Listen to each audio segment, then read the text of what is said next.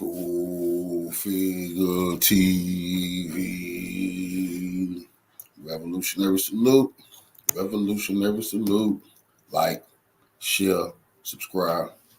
Welcome to the House of Revolution. You know I'm your humble host, the Y'all Mean of Revolution, and the P in P Diddy stands for pervert.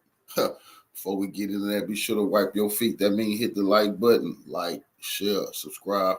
Let everybody know Cold Figure is back live. The hardest working revolutionary in the business is here. We have revolutionary classes tonight where we'll be getting into the filth that's going on in Hollywood. But let's start with this disgusting story of the 6-year-old. Shame on his parents, who I felt like tried to feed him to pervert Diddy.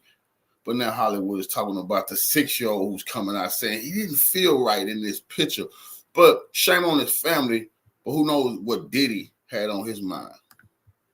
Disgraced music mogul Sean Diddy Combs was famous for holding his annual 4th of July party in the Hamptons. All of the well-known partygoers wore white, and it wasn't exactly a family-friendly event. Now imagine you're a 6-year-old kid and you find yourself a guest there. Allison Hall has more. Can you believe this 6-year-old boy was once a guest at Diddy's infamous white party? The disgraced mogul has his arm draped around a young Justin Livtowski back in 1999. Justin is now 31 and tells Inside Edition about taking that photo. He put his arm around me in an uncomfortable way, close to areas that you shouldn't as a grown man. He recalls what he saw at the party. So I remember marijuana, and topless women. That's the two main things that I remember. So how'd he end up there? Well, his father, David Allen, was Diddy's photographer, snapping pictures of partygoers in the Hamptons.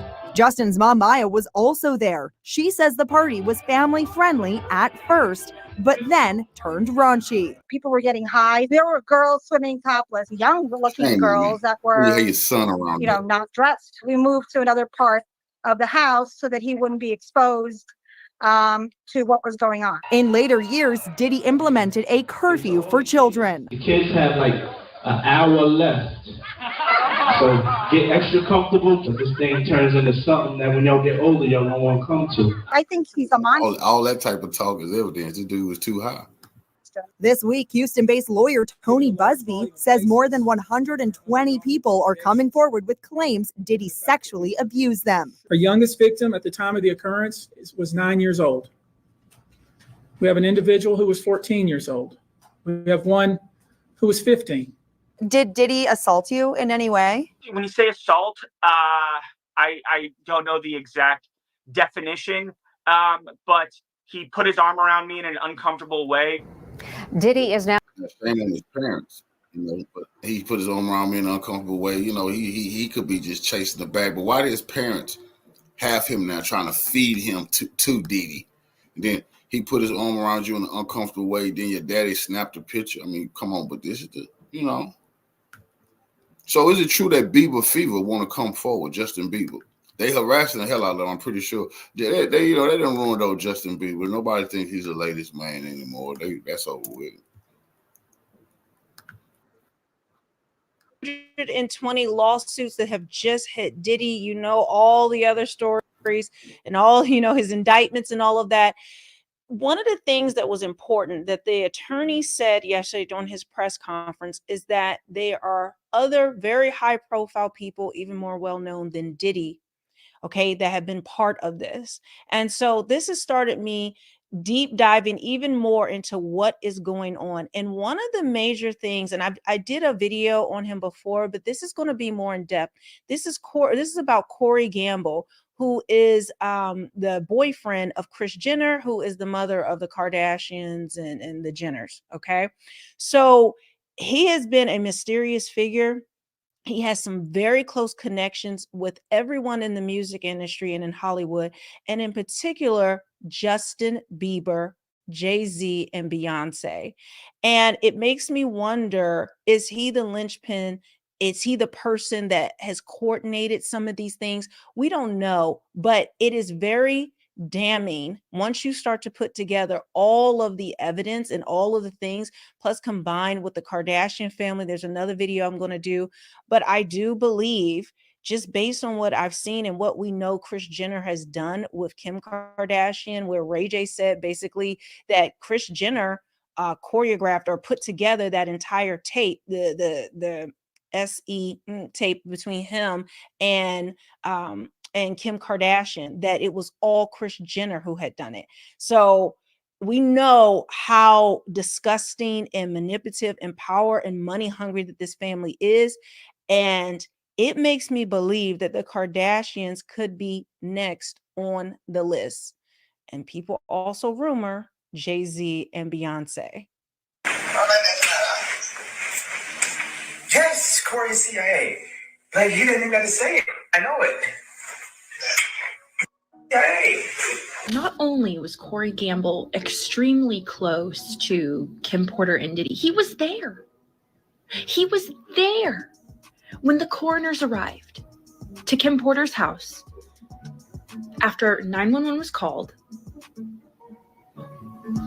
Am I crazy? That's Corey Gamble, 100%. Not in the blue, the one right behind him. Kanye posted a picture of Corey Gamble, Kris Jenner's longtime boyfriend. The caption reads, "God has a plan to remove the godless. Corey needed to never be here anyway." Have you noticed how every 6 months or so, Kanye West ends up being right about something? Well, this time, we're shining a spotlight on how Kanye was way ahead of the curve when he exposed Kris Jenner's boyfriend, Corey Gamble, and his ties to Diddy, long before all these Diddy allegations hit the headlines. You really want to stick around for this one, because it turns out Corey might be one of those celebrity handlers with ties to government agencies, which would also explain his ties to Diddy. After all, Kanye called out Diddy's connection to the feds long before folks even understood what he was talking about. But as far as Meek Mills, Puff Daddy, whoever, none of these, all you fake hard. Hold on. Okay. All you fake hard niggas. You know what I'm saying? I don't give because you can't shoot nobody anyway. And the reason why you got talk is because you did a deal, you fed. You know what I'm saying? That's why you got to come at me, because part of the deal for you to be a do all that and get out of jail is that you promise that you're going to go pull my coat up. So turns out. So it's interesting what Kanye has been saying for a while, that Diddy was a federal informant. And that's how he's gotten out of jail, or he's gotten away with his crimes for so long. So it makes me wonder now, what has he done? Who did he upset that they finally are going after him? Now, TMZ and several of the people, reporters have said that all of these things started crashing down on Diddy when he became embroiled in a feud with the DeLeon Liquor Company, and when he sued them and was accusing them of racism and all of that. It seems like the floodgates opened after that. So who gave the green light? And this was worth billions of dollars, this deal. So who gave the green light on him once he was upsetting the status quo? Now, I do believe Diddy is guilty and has done all of this stuff, clearly. I mean, the man is a menace. But why was he allowed to get away with it so long? And why was he protected by the FBI? And just now, all of this is breaking. It seems very suspicious. And could it be a distraction from something bigger and what's really going on, so that we don't pay attention, or it's used as a cover for somebody bigger or a group that is bigger? That Diddy and Corey's relationship runs deeper than just being acquaintances. Not only was Corey the first one on the scene when Diddy's ex Kim Porter suddenly passed, but there has it that Diddy may have also used Corey as a means to reach Justin Bieber.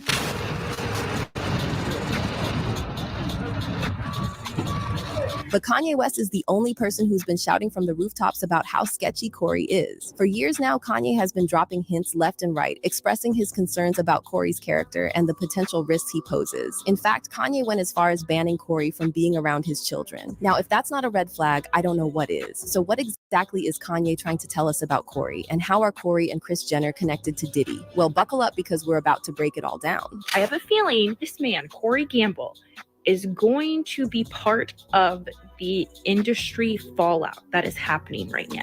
Corey Gamble was so close with Kim Porter, so close to the point that he has said that he helped raise P Diddy's children. So Kris Jenner's boyfriend Corey Gamble is back in the spotlight over his apparent ties with Diddy, and some seriously bizarre details are starting to surface about Corey's shady past. Now, this man has been romantically linked to Kris Jenner for what feels like forever, and yet no one knows where he came from and what he was up to before he became Kris's boy toy. What's also crazy is that Corey seems to be connected to literally everyone in Hollywood. I mean, this man is regularly seen rubbing elbows with the likes of Diddy, Ellen DeGeneres, Jay-Z, and Beyonce, and even Prince Harry. Check out this clip from last year when Corey and Jay-Z were leading Beyonce to the car after a pre-Grammys party, and allegedly they were trying to stop the paparazzi from seeing Queen Bee under the influence. Sorry, Jay-Z. Sorry.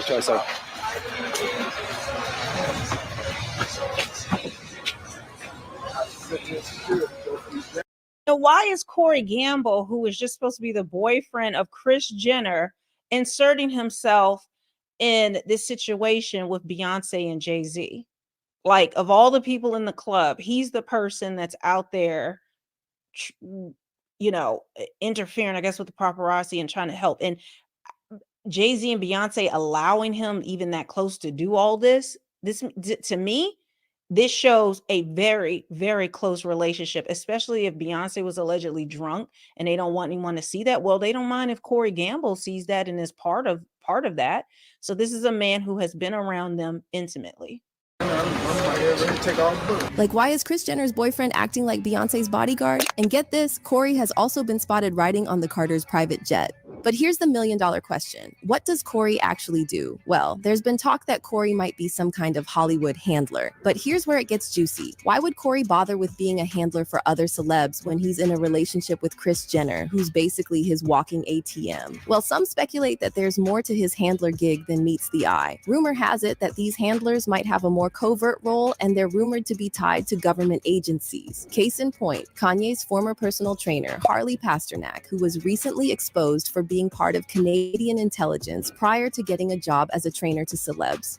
And the area that I was interested in was how drugs and food affect muscular performance. And when you say drugs, are that like performance enhancing drugs, or are they all kinds of drugs? Right. Okay. So working for the military, I wasn't governed by the same laws that the typical person was, so I could look at the impact of certain drugs that are not everyday things. So according to various reports, these celebrity handlers aren't just your run-of-the-mill personal assistants. They're allegedly hired by the big shots in the industry to keep the stars in line, ensuring they toe the line and keep their lips sealed tight about any industry secrets, but also to push certain political agendas to their fans. So when Kanye called out his former personal trainer / handler Harley Pasternak, Harley threatened to have Kanye institutionalized. And that fact alone tells you what kind of power these handlers have. If Harley was just a personal trainer, do you think he would actually threaten his A-list client to medicate him and send him to Zombieland? A trainer, but come to find out, he was actually Canadian intelligence, but this is my trainer. So this shows you the kind of handlers that are around the superstars in California, right? But according to Kanye, Harley is just one of many handlers operating in Hollywood. And when Kanye was airing out his grievances about Harley, he didn't stop there. He also expressed concern about handlers who are lurking around his family. And while he didn't drop any names that time, fans couldn't help but wonder if he was talking about Corey Gamble. If Harley was part of intelligence, right, what kind of people you think are surrounding my kids? What kind of people you think are in that house right now? Why Corey, you ask? Well, it turns out that Kanye has made it pretty clear in the past that he's not exactly thrilled about Corey being around his children. Flashback to the summer of 2020, when Kanye made headlines by escaping to his Wyoming ranch and claiming on Twitter that his wife, Kim Kardashian, and mother-in-law, Kris Jenner, were plotting to have him locked up under a 5150 psychiatric hold. And get this, in a follow-up tweet, Kanye called out both Kris and Corey, writing, "Kris, don't play with me. You and that call me are not allowed around my children. Y'all tried to lock me up." So fans initially speculated that the reason Kanye worried about Corey was because of Corey's lack of boundaries around the younger members of the Kardashian family. Like that time he said he would put. And when he said call me, I think he's talking about when he said the call me, he spelled it whatever way he spelled it, but I think he means commie, like communist, talking about Corey Gamble. His hands on Courtney and Scott's daughter Penelope if she scratched him. I'm whipping her ass, and I'll explain to y'all later. What? I would have whipped her ass. You would whoop Penelope's ass if she scratched you? I would have given her a spanking for sure. My daughter? What are you talking about? Scratch me You in would whoop my my face. daughter's ass if she touched you? No, scratch me. You would whip my daughter's ass. Why? If you notice, he's talking about doing this to the child, and the grandmother there, he's not even related to them. The grandmother there, Chris, is like, yeah, that's what we're going to do. And then Courtney is just, I mean, what's her name? Chloe is just sitting there. That's her daughter, unbothered. She's just talking and enjoying herself. Like, this is nothing. Like, what? And he's talking about whipping her behind.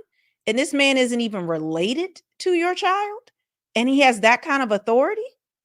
Say what? If she scratched you, a little 6-year-old girl? What the are you talking about? That's the problem. Stop it. Now, some folks were quick to jump to Corey's defense, arguing that perhaps Courtney and Scott's kids were indeed a handful. However, Scott Disick later stepped in to set the record straight, explaining that regardless of Penelope's behavior, Corey had overstepped his bounds by even suggesting he had the authority to discipline someone else's children. It wasn't like, if I was the nanny, this is what I would have done. If I was you as a parent, this is what I would have done. I said, I'm going to ask you again, do you mean you personally would actually do that and put hands and hurt my little daughter? I just want to understand that. And he said, hell yeah, I would. It's truly insane to witness the sheer audacity of Corey to act like some sort of authority figure to Scott and Courtney's kids. It's almost as shocking as witnessing Hailey Pasternak threatening to institutionalize Kanye. But you know what's also wild? That incident wasn't the only instance of Corey acting strange around the younger members of the Kardashian-Jenner clan. Fans have also been buzzing about Corey's alleged obsession with Kylie Jenner because he's been caught more than once giving Kylie these lingering looks. I'm gonna put just like glittery pink in the middle. And if our mom expects honestly, any commission, good. She should have been here. But see, Kanye was onto Corey way back in 2019, and he called him out for acting sketchy and refusing to introduce his own family to the Kardashians. Kanye texted Corey something really rude.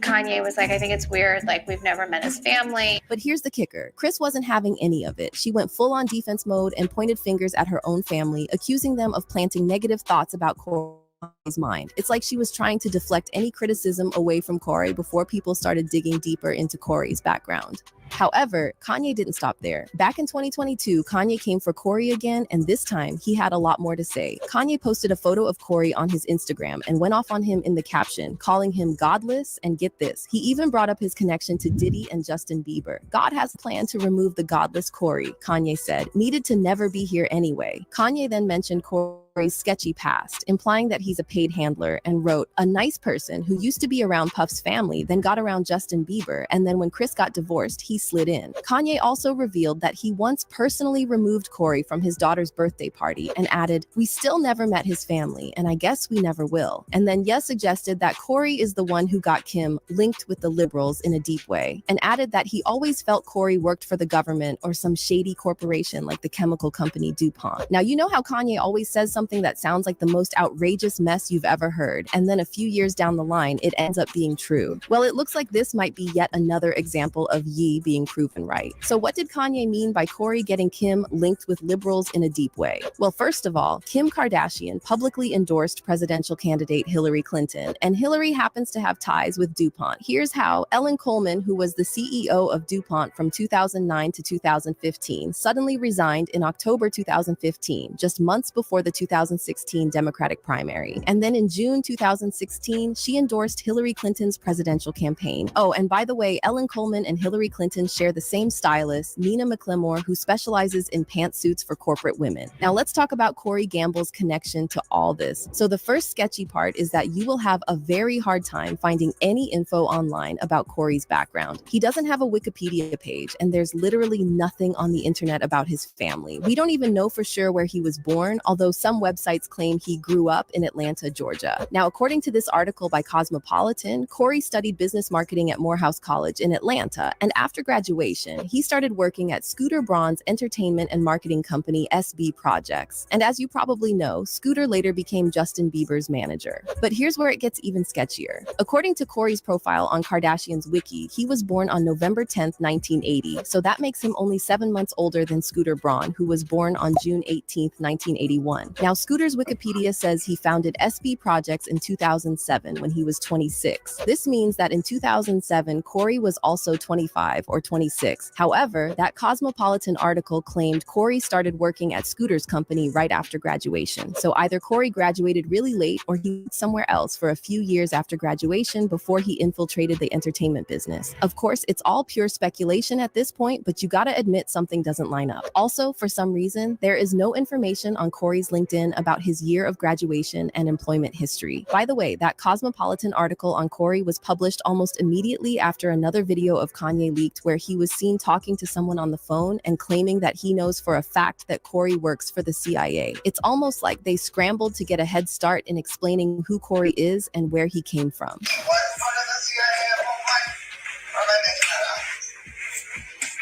Yes, Corey CIA. Like, you didn't even have to say it. I know it.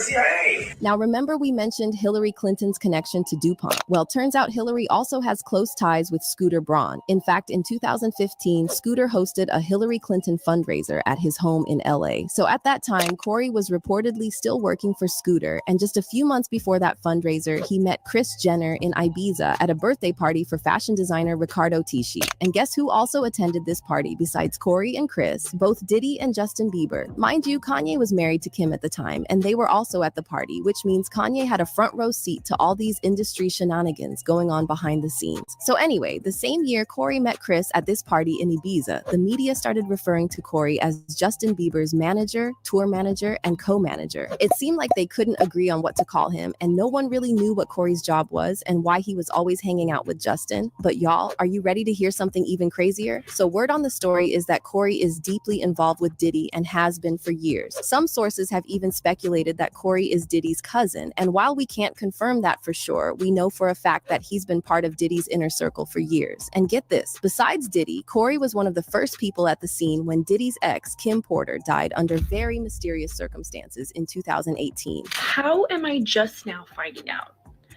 that not only was Corey Gamble extremely close to Kim Porter and Diddy, he was there.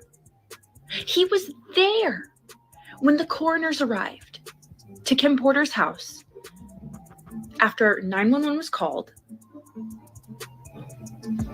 Am I crazy? That's Corey Gamble, 100%. Not in the blue, the one right behind him. Like, I don't even have a theory. I'm just confused. And we're going to talk about this in the deep dive. But So 911 was called that she's dead, and somehow Corey Gamble either was already at the scene or arrived on the scene so fast that the coroner was there, because you call in a death ambulance or whatever.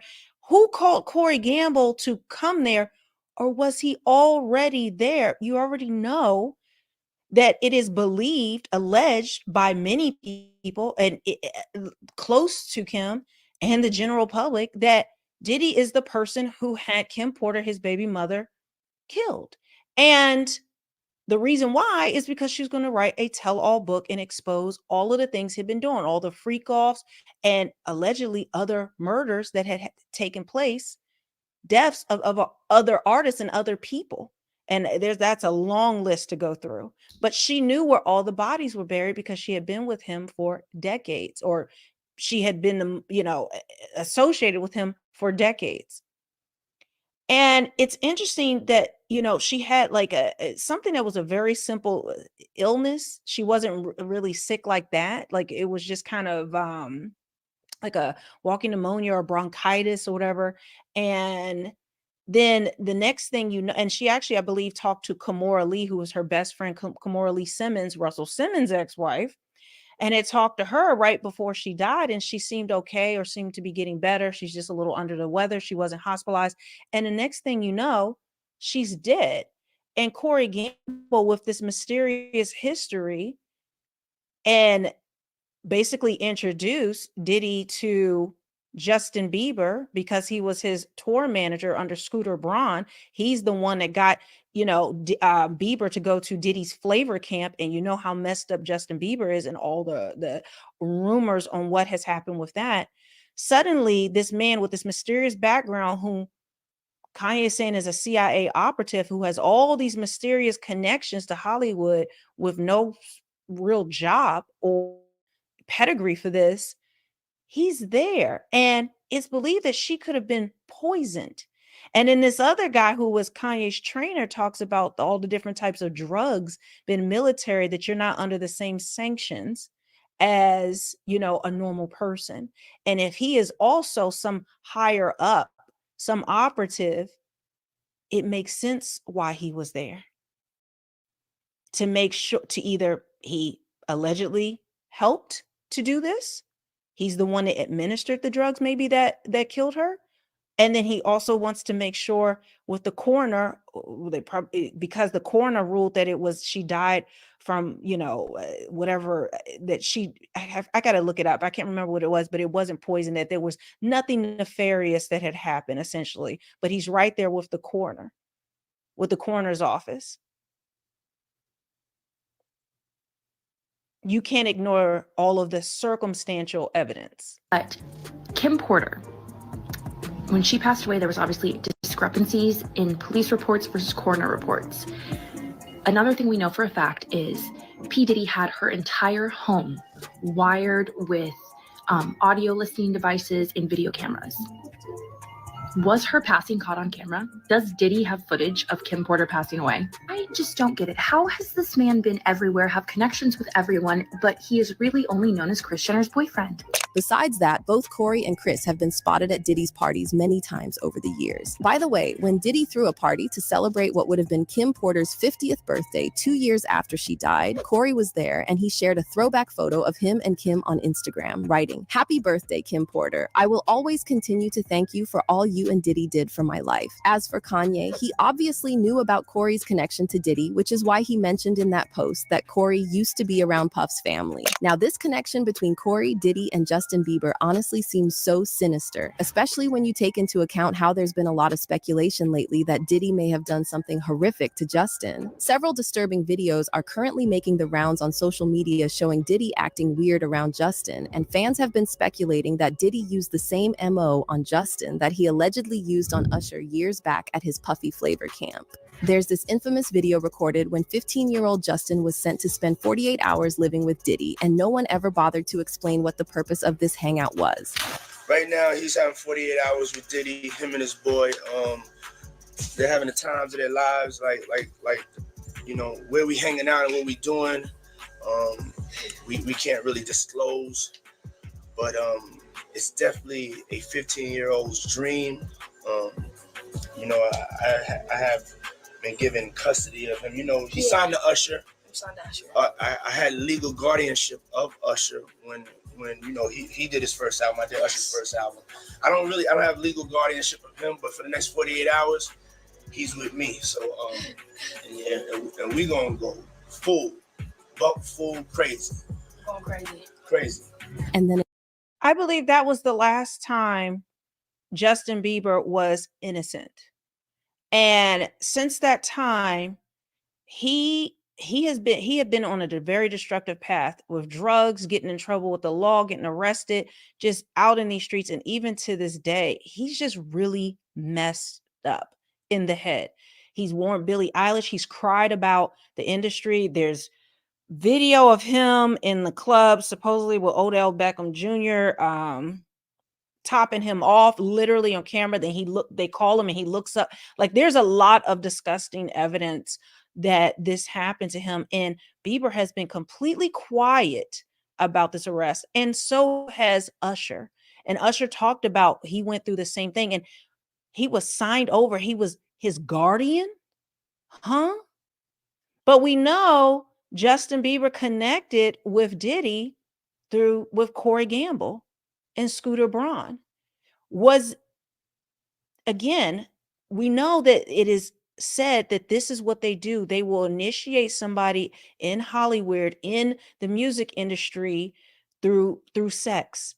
And through having them do depraved and disgusting things that they can then hold over them, break their minds, and then blackmail them in the future to keep them under control, to keep them to themselves, so that they can essentially obtain money and, most importantly, power over these influential artists and people that they have raised up. And then the whole Hillary Clinton angle is wild as well. Another video started making the rounds showing Diddy and Justin about a year after that 48-hour hangout. This time, Diddy is shown questioning Justin why they stopped hanging out together, and Justin looks downright terrified of Diddy. Starting to act different, huh? You ain't been calling me and hanging out the way we used to hang out. Well, I mean, you try to get in contact with me, through all my, partners and whatnot. Mm-hmm. But you never really got my number, so. Correct. Okay. My number? Yeah.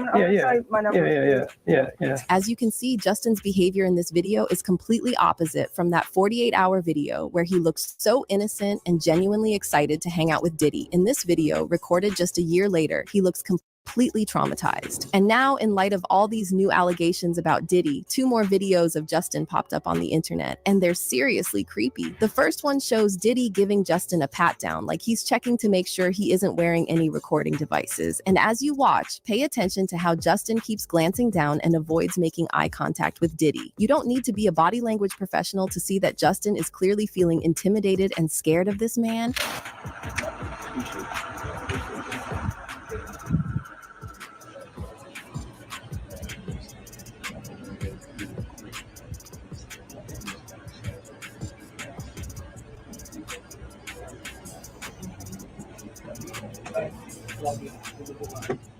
But wait, it gets even crazier. There's this other video floating around of Justin hanging out with Diddy's friends Trey Songz and Odell Beckham Jr., who, by the way, have both faced some messed up allegations in the past. So in this video, Justin appears like he's on something while partying with Trey and OBJ. And then there's a moment where he, well, let's just say it looks pretty wild. I won't even try to describe it because it's too much for YouTube, but I'll let you check it out and decide for yourself.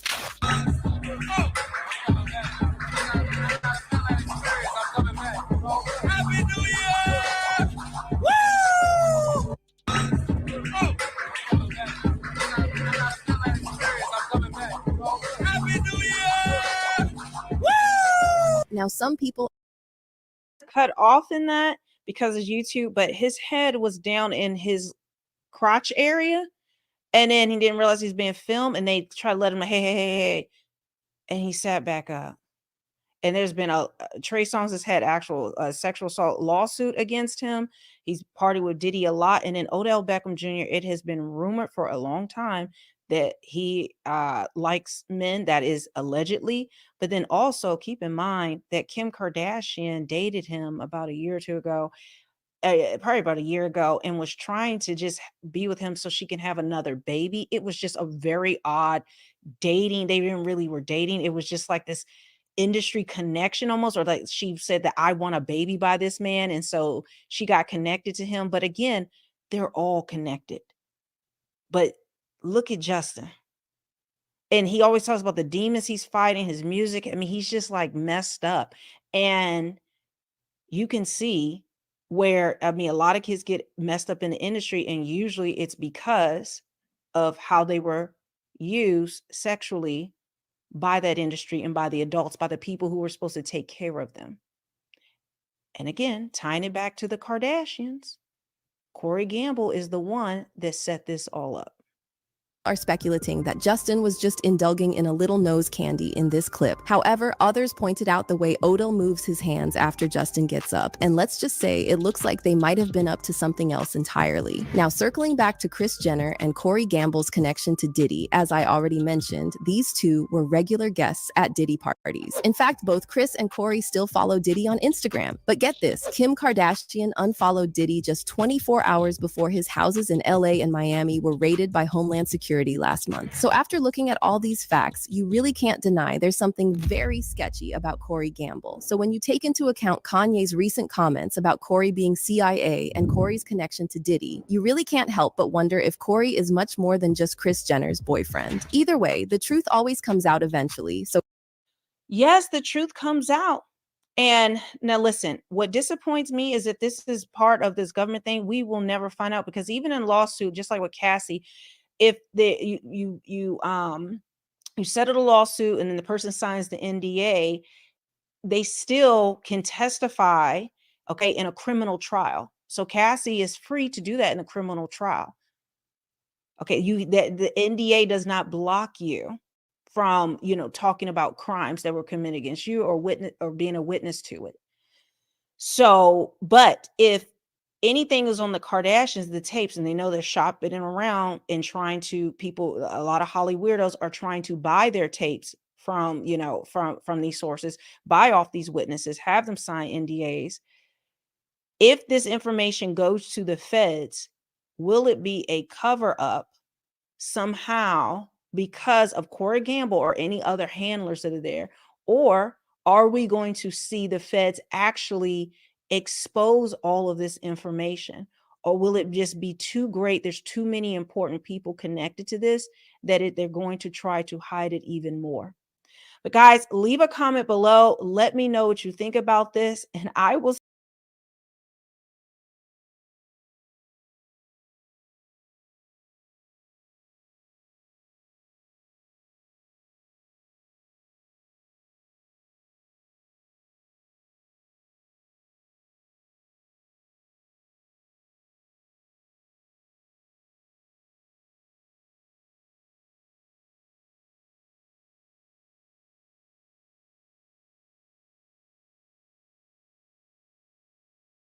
system from Fenty to Lean and others, right? And so I still pose the question, was he think the regular crazy, and this man got the clear brother has chosen to go down this path to affect change within our community. He's taking his figure it out. We'll Jaguar is talking about. We just don't know that some of the things that he has said against my community in the past. But anyway, Jaguar Wright went on to this man's show with all of the theatrics. I mean, she was very, very over the top. They're holding people against their will. I mean, she was really giving it to you. What was she auditioning for?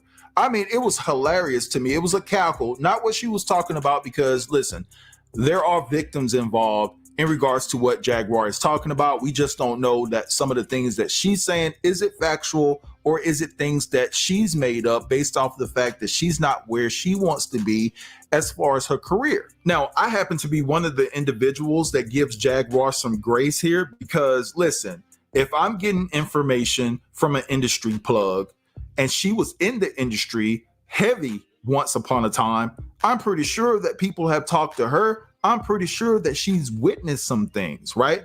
And I do get the question that everybody asks. They're like, yo, if you witnessed some of these things and you knew some of these things, why didn't you say anything way back then? Well, I'll tell you why she didn't say anything way back when. She thought that she had a promising career on the brink and it didn't work out. And listen, that's not an attempt to take anything away from Jaguar, because Jaguar is a dynamic talent. Make no mistake about it. She can sing. She can sing. All right. Let's keep it all the way 100. But Lord and behold, she went on Piers Morgan and she did the absolute most. Now, what I'm going to do right here is I'm going to play you guys some clips of people reacting to her interview with Piers Morgan, and then I'll be back to give you some more of my 2 cents, and then I'll close the video. What do you think happened with Kim Keeping people against their will. Piers Morgan, national TV. You got to go watch it. I mean, when she mentioned Patti LaBelle, I almost punched my phone. Like, why are we giving her a platform?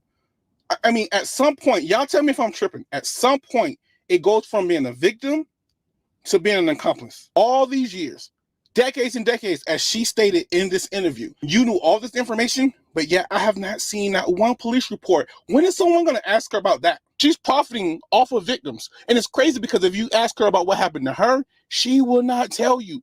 She won't tell you whatsoever. That is what blows my mind. So she'll make money and profit and tell everyone else's story, but when you ask her about hers, she won't say the name. Nah. Am I tripping?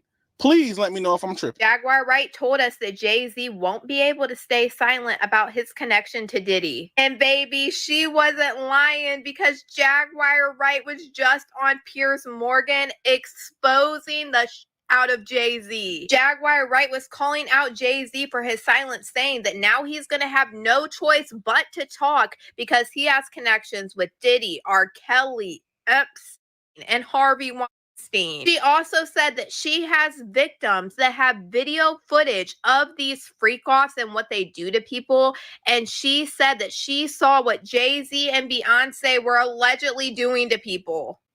Jaguar Wright even said that Jay-Z is the one that allegedly set up R. Kelly because he knew everything that he was doing and he was doing the same shit. And she said that Jay-Z is the one that funded surviving R. Kelly because his best friend for years is Dream Hampton. And baby, she wasn't lying. Jay-Z and Dream Hampton have been friends for years. She is the one that co-wrote Jay-Z's 2010 memoir, Decoded. And as you can see, her work also includes the 2019 Lifetime documentary, Surviving R. Kelly. Jaguar Wright is saying that Jay-Z set up R. Kelly on purpose when he's doing the same exact shit, just like Diddy. All of this is absolutely insane, and I cannot believe that we have Jaguar Wright on Piers Morgan, but I'm going to go ahead and roll y'all this clip, and you guys let me know what you guys think about all this in the comments. You want to know why there's no vindication for me? Because for 4 years, I've been screaming, not just Diddy, but Diddy and Jay-Z are monsters. And the victim-making machine kept going on. Jay-Z has been notable by his silence since these charges were brought against Diddy. Why do you think that is? Because that's what he does. He starts little fires everywhere.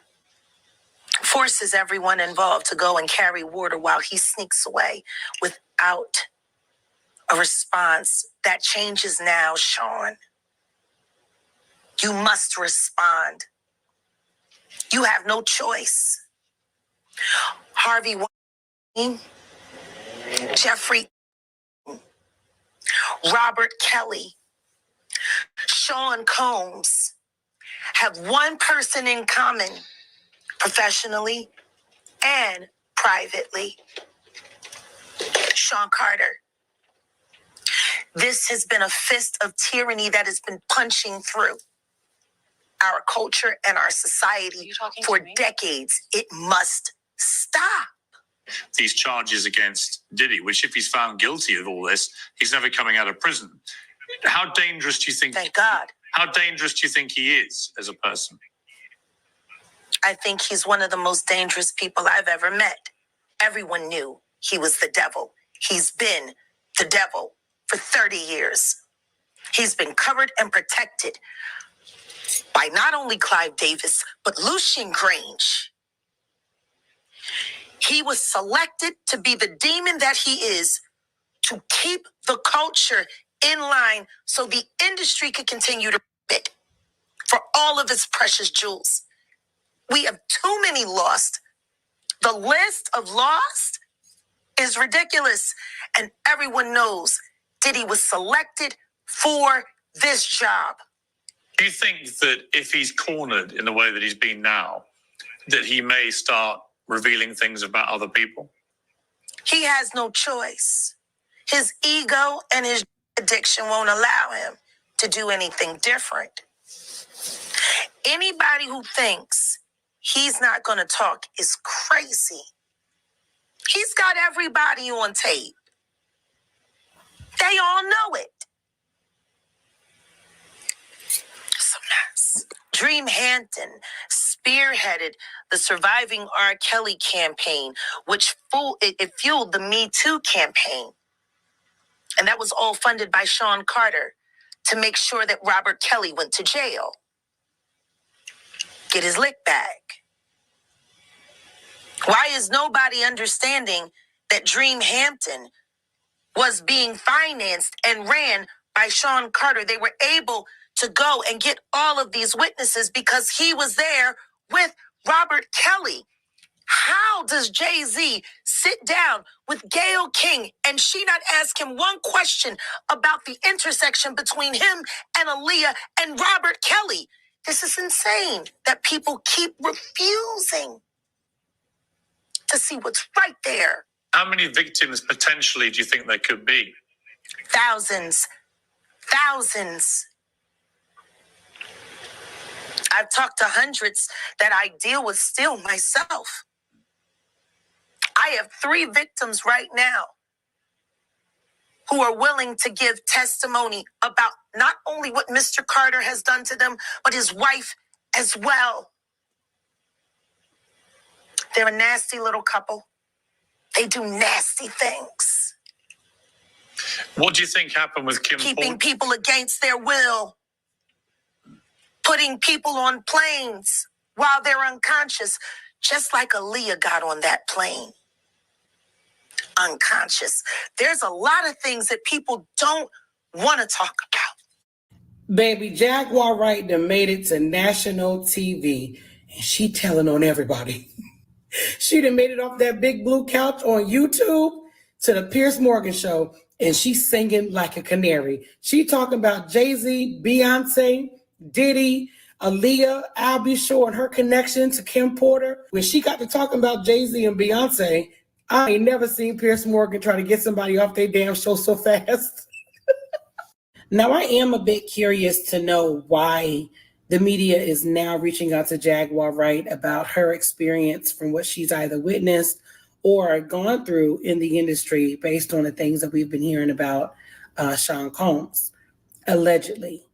But do you all think that this is by design to push a bigger plan for what they have for Diddy? Or do you think this is by happenstance and they're just now finding out that she's one of the either victims of the industry or that they're just now learning about the things she's discussed or talks about over the years about what's happening in the industry? Let me know in the comments. I need you guys to tell me that you watched. I need you guys to say that you've seen Jaguar Wright on Piers Morgan.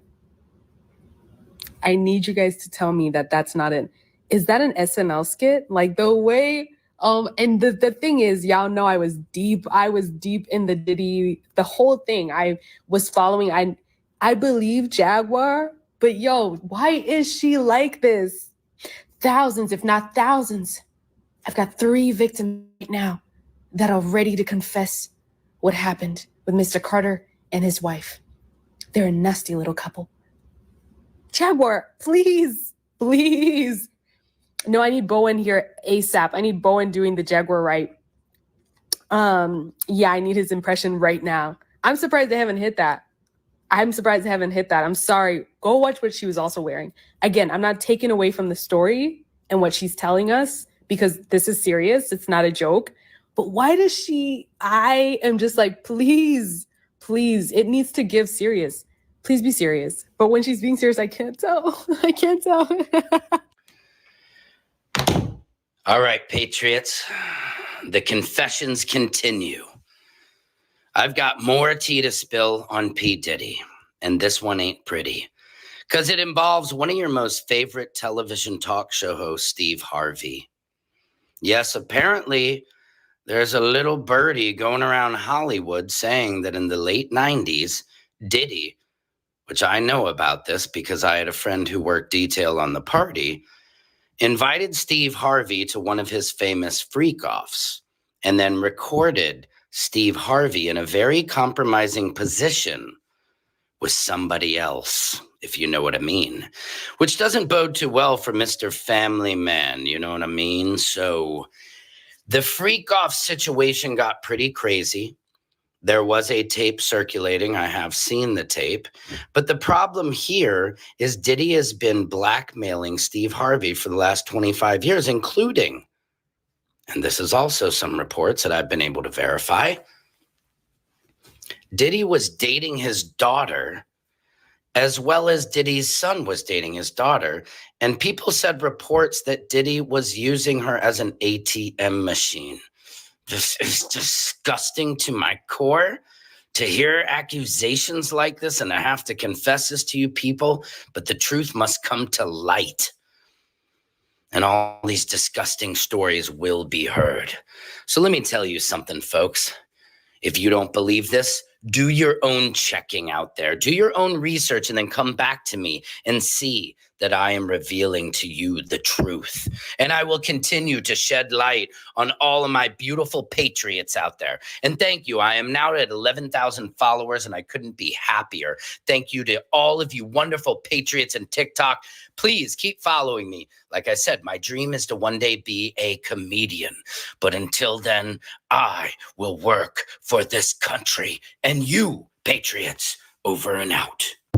All right, so you guys just heard all of that, and I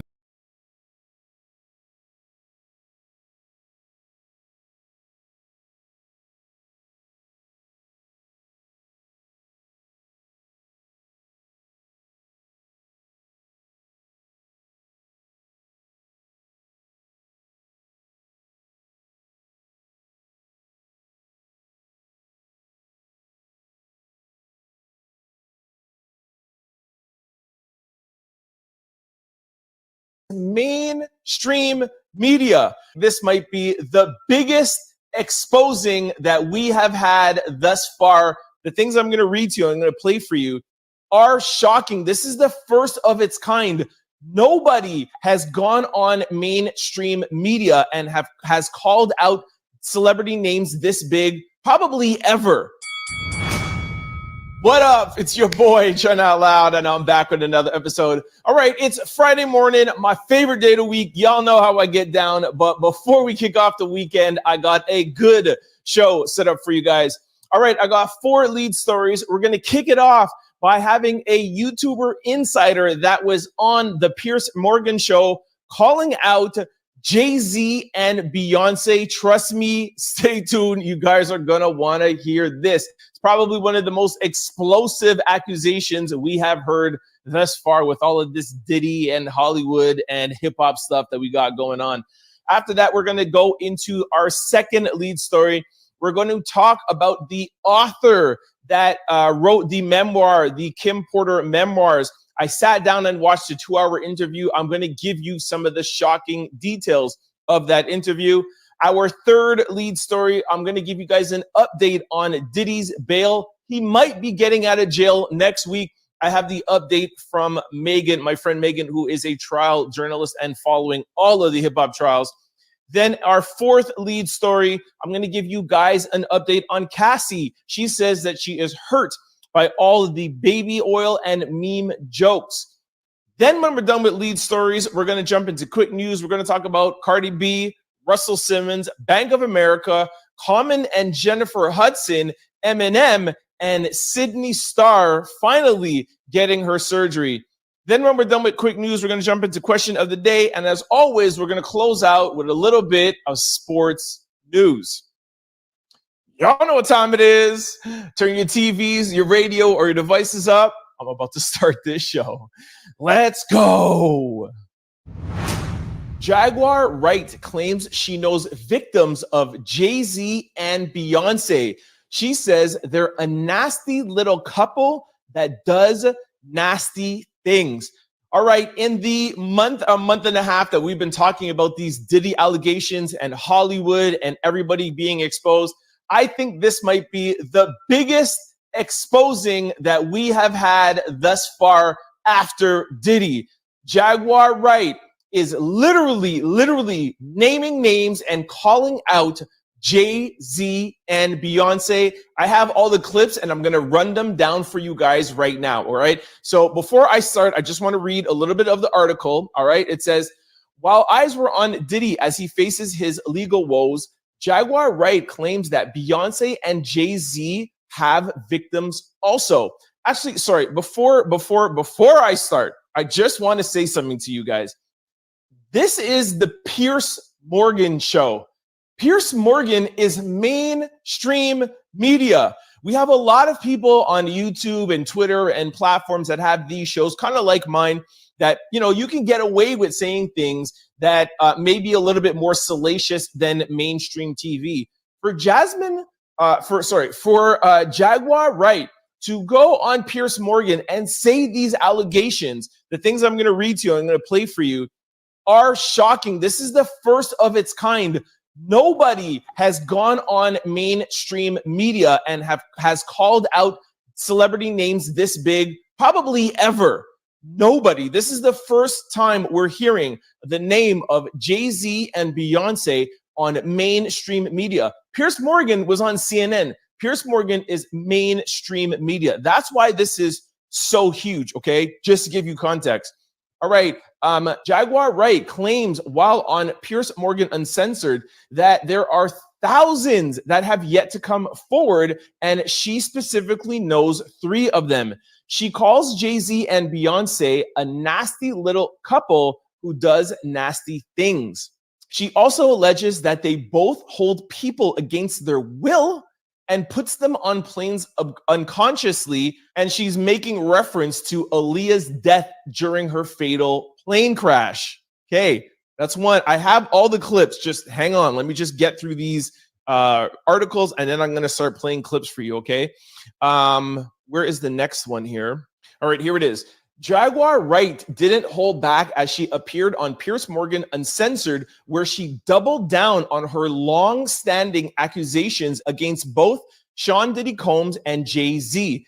Jaguar Wright, known for speaking out against powerful figures in the entertainment industry, accused the 2 hip-hop moguls of being part of a larger conspiracy that has been controlled and exploited by the music industry for decades.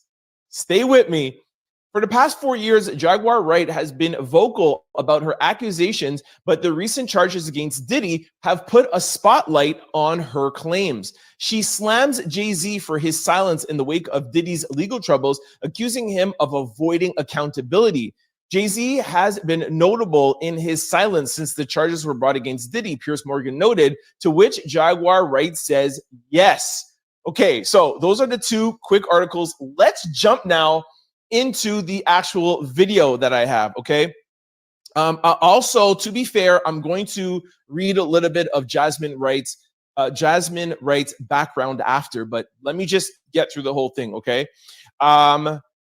So I've already said how huge it was for her to be going on Piers Morgan saying this, okay? That's the first thing. Huge. Don't let that pass you by. The fact that she's been saying this on her own YouTube channel for 4 years is one thing. Her saying this on Piers Morgan Uncensored is another. I cannot emphasize that enough. It is monumental, and I think one of the biggest claims we've ever seen on mainstream media, okay? So I'll read to you a couple of things that I pulled, and then I'm going to play the clip for you, okay?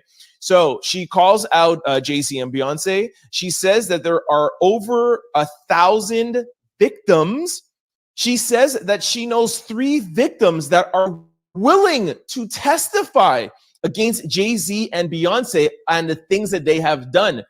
Now, does this mean that keep calling her Jasmine, that Jaguar is going to bring these 3 people to the feds? Are we going to see an investigation against Jay-Z and Beyonce like we did with Diddy? If you remember, Cassie first came out, had the civil suit against Diddy. Diddy didn't want to settle it. He settled it in 24 hours. The public knew about it, and then the feds came around with their charges. So it's smelling like this could be it. Jaguar's been saying this for years and years and years, talking about Diddy and Jay-Z, and she's always said that Jay-Z was worse than Diddy, okay? Worse. Like I said, I'll tell you about Jaguar's background in a minute. Jaguar used to actually be Jay-Z's backup singer, okay? She's in the industry, so I'm not saying that makes it right what she's saying. I'm just saying she's not some person who just doesn't know anything, okay? She is in the music industry, and she has worked with Jay-Z. And she has said the reason why Jay-Z is worse is that he's smarter than Diddy, and he actually is not as overt as Diddy, and he is better at hiding his things. Anyway, so like I said, she has 3 victims that she knows. So, okay, I'm going to play the clips for you, and then I'm going to come back and talk about some other things. Here's her talking about the thousands of other victims. Take a listen. How many victims potentially do you think there could be? Thousands. I've talked to hundreds that I deal with still myself. All right. Now, here is her saying that Jay-Z and Beyonce are nasty little couples, and they hold people against their will. Shocking allegation. Listen to this. They're a nasty little couple. They do nasty things. What do you think happened with Kim keeping Porter? people against their will, putting people on planes while they're unconscious, just like Aaliyah got on that plane. All right. And now here she is saying that she has 3 people that are willing to testify. Again, I don't know if it's civil or criminal, but she says that she knows 3 people right now that are willing to testify. Take a listen. I have 3 victims right now who are willing to give testimony about not only what Mr. Carter has done to them, but his wife as well. Okay, so now that you have that, let's go on to 2 more really important points. Her looping Jay-Z and Diddy together, saying that they're monsters. Just listen to this. So here now, she's grouping Jay and Diddy together. Why this is important is if she's grouping them together, does this mean that the feds might be looking into Jay-Z too? We all know that Jay and Diddy were always super close. The Rock Nation brunches, every time that you see Jay-Z out publicly at these events, Diddy was there. Is she trying to say that the feds are looking at Jay-Z too? I don't know. Take a listen to this, and then I'll go on to one of the, I think, the biggest or the second biggest, because the Jay-Z and Beyonce one is biggest. But anyways, listen to this. Why there's no vindication for me? Because for 4 years, I've been screaming, not just Diddy, but Diddy and Jay-Z are monsters. And the victim-making machine kept going on. All right, now here is Jaguar implementing Clive Davis and Lucian Gray. I don't know if his last name Lucian Gray or Gregor. Sorry. You're going to hear her say in a second. Now, Clive Davis, we all know, is one of the most powerful people in the music industry. He has been alleged to have a lot of sexual assault allegations, never been convicted, but there's a lot of things going on around him too. And Lucian is the guy who is heading Universal Music right now and just gave Drake that big deal. These are one of the two most powerful men arguably in music. Here is Jaguar saying that these 2 guys are complicit and knew what Diddy was doing, and they actually handpicked him to do this, which is crazy, but take a listen.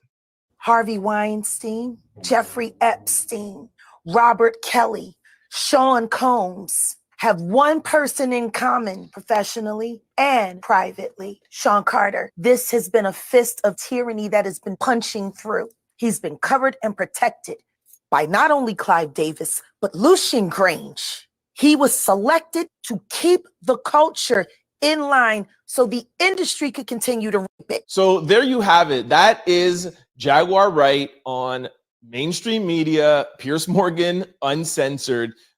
So like I said, to be fair, I'm just going to read a little bit of her Wikipedia. Didn't have to search hard for this, but it says Jaguar Wright is known as an American singer. She has released 5 studio albums and is part of the OK Player Collective. Wright has performed and collaborated alongside rap acts such as The Roots, Jay-Z, and Black Alicious.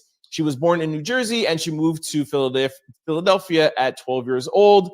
It goes on to talk about her career, how she performed with The Roots in 1998. She appeared with Jay-Z on MTV Unplugged in 2001. She was in a Coca-Cola commercial, etc., etc. So she's in the industry. Now, like I said, Jaguar has been known to be on her YouTube channel and talk about powerful people in the industry. Some people call her a conspiracy theorist. Even DJ Vlad came on right after her on Piers Morgan saying, I would never have Jaguar Wright on my show because she says a lot of things that are salacious. But she has been saying a lot of salacious things about Diddy and about Kim Porter, and it seems like she was right about Diddy. Just like I talked to you guys yesterday about, Wendy Williams. She was on the radio for years talking about Diddy and nobody believed her. And she came out yesterday and was like, I feel vindicated finally that people are listening to me. So I'm not saying that these things are true about Jay-Z and Beyonce that she's saying. All I'm saying is that she's been saying these things about Diddy and Jay. Turns out the Diddy things look like they could be true. He still has his time in court, but we'll see. But is Jay-Z and Beyonce going to be implicated? Has Jaguar been right for this past 4 years? Who knows? But I do actually have more because I'm going to talk to you guys now in our second lead story about the author who alleges to have tapes of Jay-Z, Beyonce, Will Smith, and all of this stuff. And this is just, it just gets deep. But let's go to the lead story number 2 and talk about the author of the Kim Porter memoirs. Let's go. All right, in our second lead story, author of Kim Porter.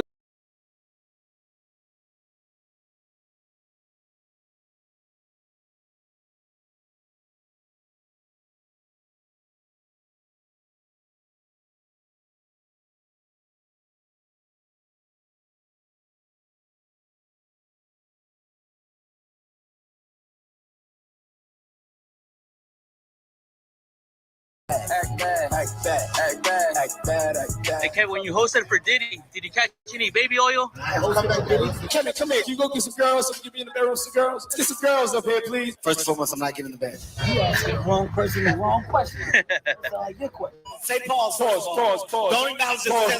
It has nothing to do with me and Puff. Nothing to do with me and Puff right now. Hold on. Kevin Hart, like many, distancing himself from Diddy after the mogul's arrest and federal indictment. Do you think he's safe in jail? Wrong person.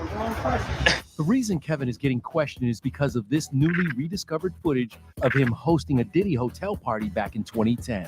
I'm not jumping to myself. Once everybody moves out, just me and the lady. Did the camera catch that? Got the camera. That is one bikini-clad woman's hair catching on fire in the hot tub. None of the celeb guests at this party have been accused of any wrongdoing. That's my brother right here from day one. The names that we're going to name are names that will shock you. Today, the case against Diddy took an even more disturbing turn. For the first time, we're hearing allegations of sexual assault involving minors. Our youngest victim at the time of the occurrence was 9 years old. We have an individual who was 14 years old. We have one who was 15. Today, I spoke with Texas attorney Tony Busby, who is representing 120 new accusers in upcoming lawsuits. You mentioned that there will be cases filed by as many as 25 different minors right now. And specifically, you mentioned a 9-year-old boy. Tell us about what you know about that case. So the allegation is going to be that a 9-year-old child was sexually assaulted, allegedly by Sean Combs and several others. You're going to name names in these lawsuits. As of now, do you have celebrity names? I do. I think people already are suspecting some of the names that you might see. I think some of them will be shocking, though. People that attended the parties, that watched some of this behavior occur and stood by and let it happen. All of this as Diddy's legal team filed an appeal, hoping to reverse the judge's decision to revoke bail. Mr. Combs' lawyers responded to the allegations, and they said they can't answer every baseless lawsuit. What is your response to that? I think that's right. But the good news for them is that when we file the lawsuit, we're going to make sure they know who the plaintiff is. We'll address it in due course.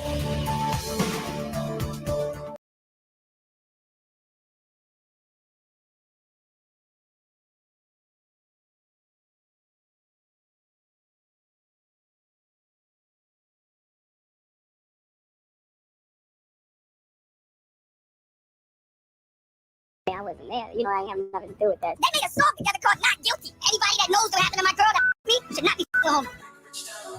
I just happen to come up hard.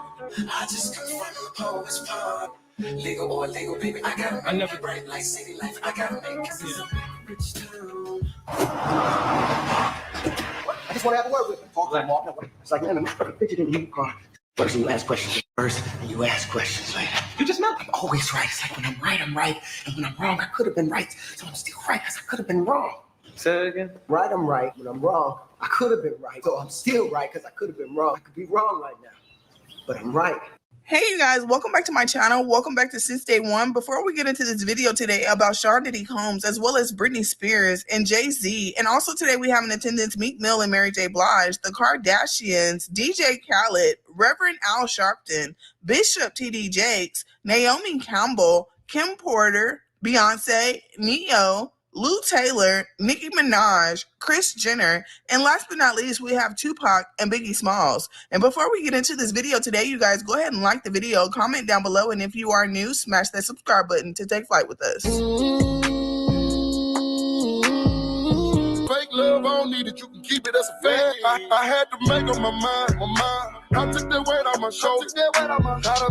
Went to go try to find more information on Free and Jay-Z, you guys. And on Google, I saw someone else ask a question that stated, who is Free from 106 and Park's baby daddy? So are we just going to ignore the fact that Jay-Z had a baby with Free from 106 and Park? I mean, I'm dying to know how that kid is doing. Yeah, I know I'm bringing up old news, but come on, it's Jay-Z and Free from 106 and Park. That's like hip-hop royalty and a TV personality. What a wild combo. And before we get into the rest of this video about Free, you guys, I wanted to just mention that I think that R. Kelly snitched on Diddy, y'all. Because back when that Surviving R. Kelly thing was in full swing on the internet, you guys, nobody was trying to touch R. Kelly, not Jay-Z or Diddy, and they was known to be frequenting with him every so often, y'all. And then when R. Kelly got caught up and they didn't come and ransom his age, y'all, I really believe that R. Kelly snitched on Diddy and Jay-Z. Hell, you know, R. Kelly used to love carrying around that duffel bag with them videotapes. I bet you Diddy and Beyonce, Jay-Z, and some more people was on there allegedly. Free. Yeah, I do know Free. When, how, where, what rooms? Just from back in the day. I mean, BET events. She hosted events that I was at. We were New York girls together. I was a Philly girl, but for real, I spent more time in New York than I did at home. In the height of my career, I was always in Manhattan. We were always, we were friends. Yeah. I remember the last night we got to hang out. It was me, her, Belial, and Elder Barch. And she, she was the MC and she hosted us that night. And we had a great time. I miss her out here. We will bring her back. If AJ has a chance, Free has even more chance. AJ got a chance because Freeze was stolen. I wish I could talk more about it. But the simple fact that she's not in broadcasting and her child is now grown, it's unfair. A female in broadcasting, a woman of color. Happiest I ever saw her was with Nokio. And I don't think anyone ever really understood why they broke up. Nokio did go to Diddy parties. I love Free. Free was an amazing host. I love Free. But Free and AJ just all of a sudden gone. And they replaced them with Terrence and Roxy. But why? Old conspiracy become new again. So the old conspiracy theory is allegedly Free had a baby by Jay-Z, y'all. So yeah, they say Free had a baby by Jay-Z, and that was the reason for her sudden exit from 106 and Park. They say that it was hidden from the public, and this old interview has surfaced of Wendy Williams talking about it like back when it was actually happening. When it was actually happening, Wendy Williams put it on blast, and she was talking. You gotta go look for it. I'm not putting interviews up here, but Wendy Williams is talking about how Free is in the hospital right at this moment, just gave birth. Jay-Z is there, and she also had another lady call in at the time saying that her sister was at the same hospital at the same time giving birth 2 doors down. And yes, Free was there. And yes, Jay-Z was there. And yes, they had a son. Yeah, so that's the word. Problem is, I'm all over Free social media and I don't see it. I don't see the son. Maybe I didn't look for enough. I just peeked it. I didn't go through her social media much. But it is a ton of stories resurfacing right now about Free having a baby, having a son with Jay-Z. And this was years prior to the other baby being born. And Wendy is a hot mess. Wendy was clowning, talking about Free had the air. Beyonce's gonna have the spare. But I just got this note from Nicole, who's my right arm back there in the office. Free gave birth Monday. 50 and Jay-Z was there. She gave birth in Brooklyn at Methodist Hospital. Who do we shout out to? Oh, hell. Beyonce. What you gonna do now, babe? Oprah. What? Oprah today. No, but she's going to be talking about whether she's pregnant on Oprah. She damn sure is not going to talk about whether her fiance or boyfriend or whatever, planted one in the next broad.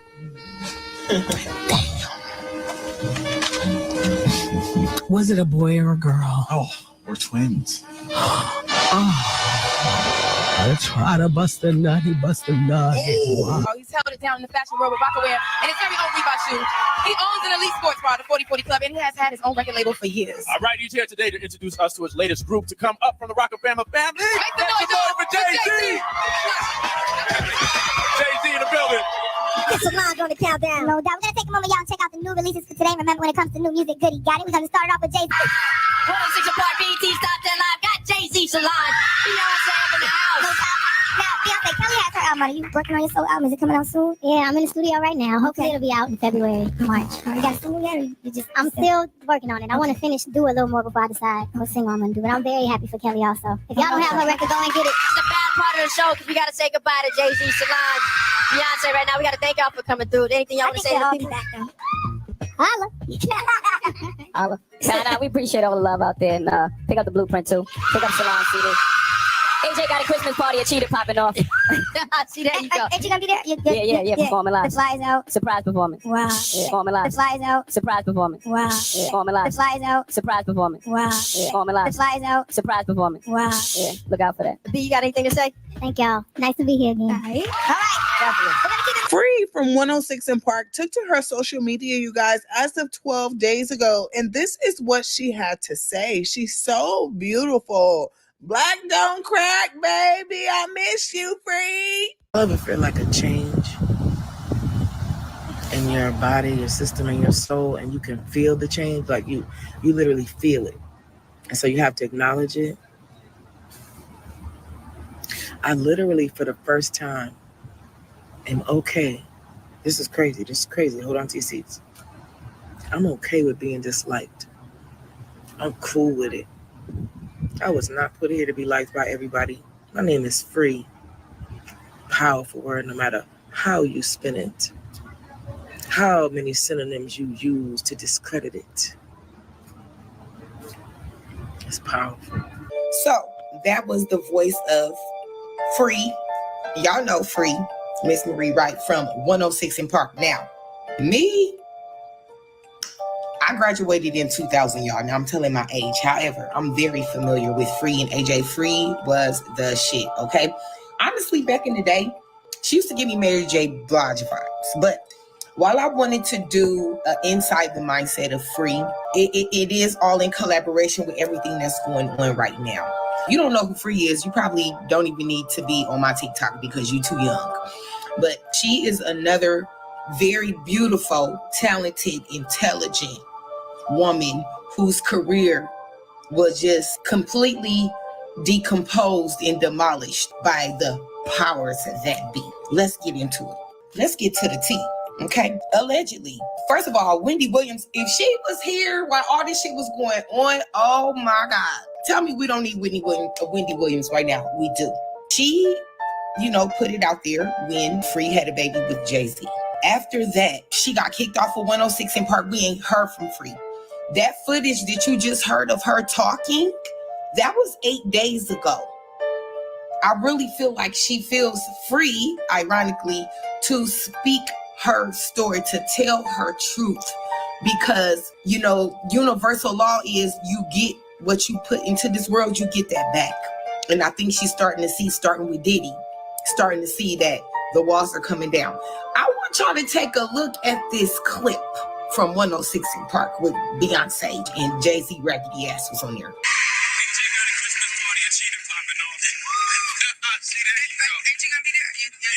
Performing live. The flyers out. Surprise performance. Wow. Look out for that. B, you got anything to say? Thank y'all. Nice to be here again. All right. This is where I think Free mindset is. Her entire career was snatched from her over, allegedly, a nigga, Jay-Z. I believe it. I'm saying allegedly because how can I possibly know that this is true? But do I believe it? Absolutely. So many people have been affected by people in their fake earthly power. The elite, the celebrities. Yuck. It's disgusting to me. You can't find any pictures of Free and her son when he was little. When he was like, if you got pictures, it's because you took them. Absolutely. She has a baby with Jay-Z, in my opinion. I think that Free right now is like, I really hope that it trickles down like a domino effect because I want my life back. If you know, if you're in the industry, especially if you live in New York, Jaguar Wright has spoken on Miss Free, Marie Wright. A couple of people have spoken on Free. And it's so hard to even do, honestly, an Inside the Mindset of Free because she hasn't said anything in all of these years. But that clip that you heard when this video first started, Free could rap, she could sing, she could do it all. Clearly, Jay-Z has a type because her, Beyonce, Blue Cantrell, Kathy. Who remember this? Please tell me somebody remember this. My mother was a big hip hop fan, so we used to get all of the latest magazines and everything. But tell me y'all do not remember this, saying that he had a child. She started NDA. She actually died screaming. And the Carters are responsible. But one of them is just a little more responsible than the other.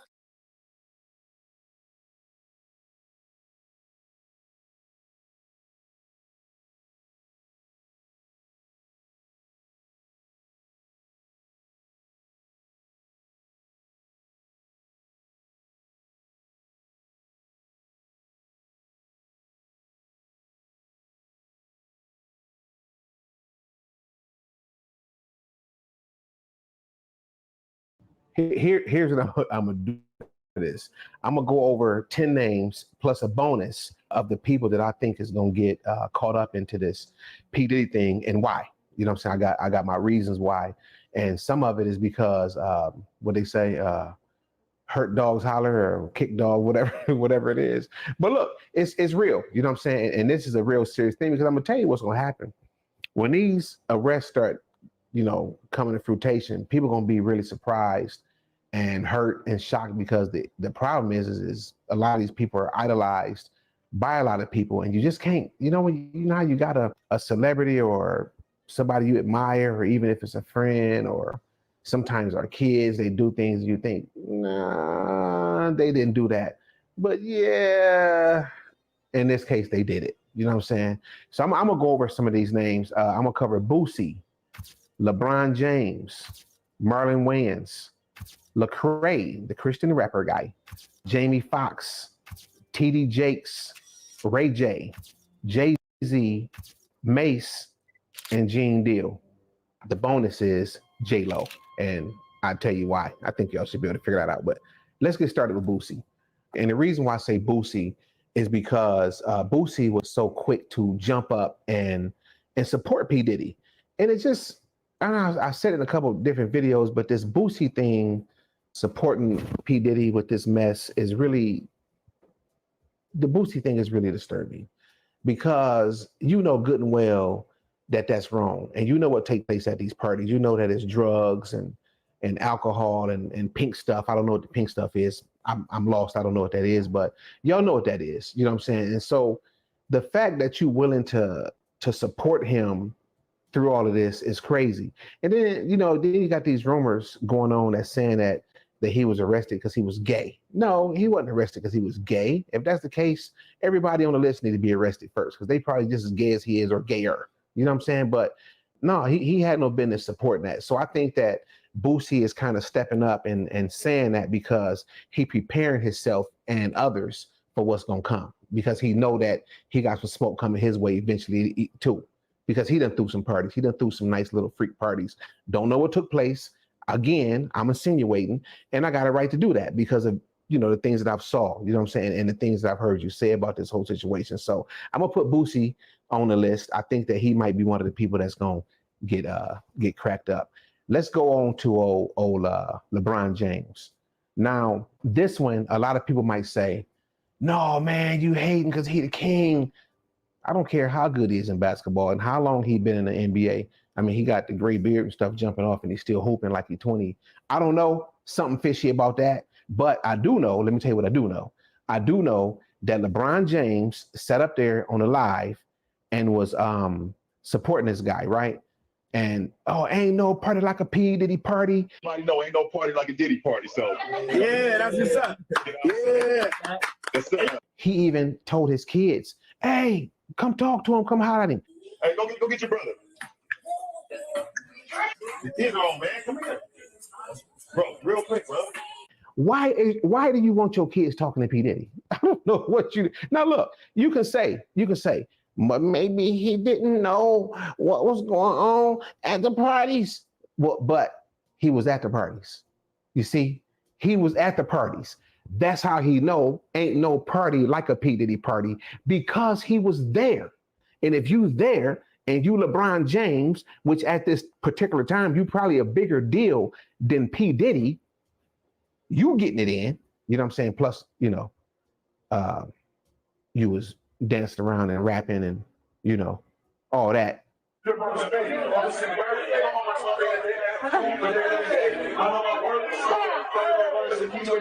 So I think LeBron James, and I think I all out think that he's a trafficker too. It's what I believe. I don't have no solid evidence of that. It's just what I believe based on his behavior. And I'll get into that later. We'll do another video on that one day. But it was actually a girl that came forth and said that he was a trafficker. I don't know why, but I did not with LeBron James. That nigga a trafficker, my nigga. That nigga is a trafficker. yeah, I believe LeBron James was in on it. And I think that his name will come up, and yeah, it's going to get ugly for him too. This is what I think, but we'll see. Let's move on to Marlon Wayans. Now, Marlon.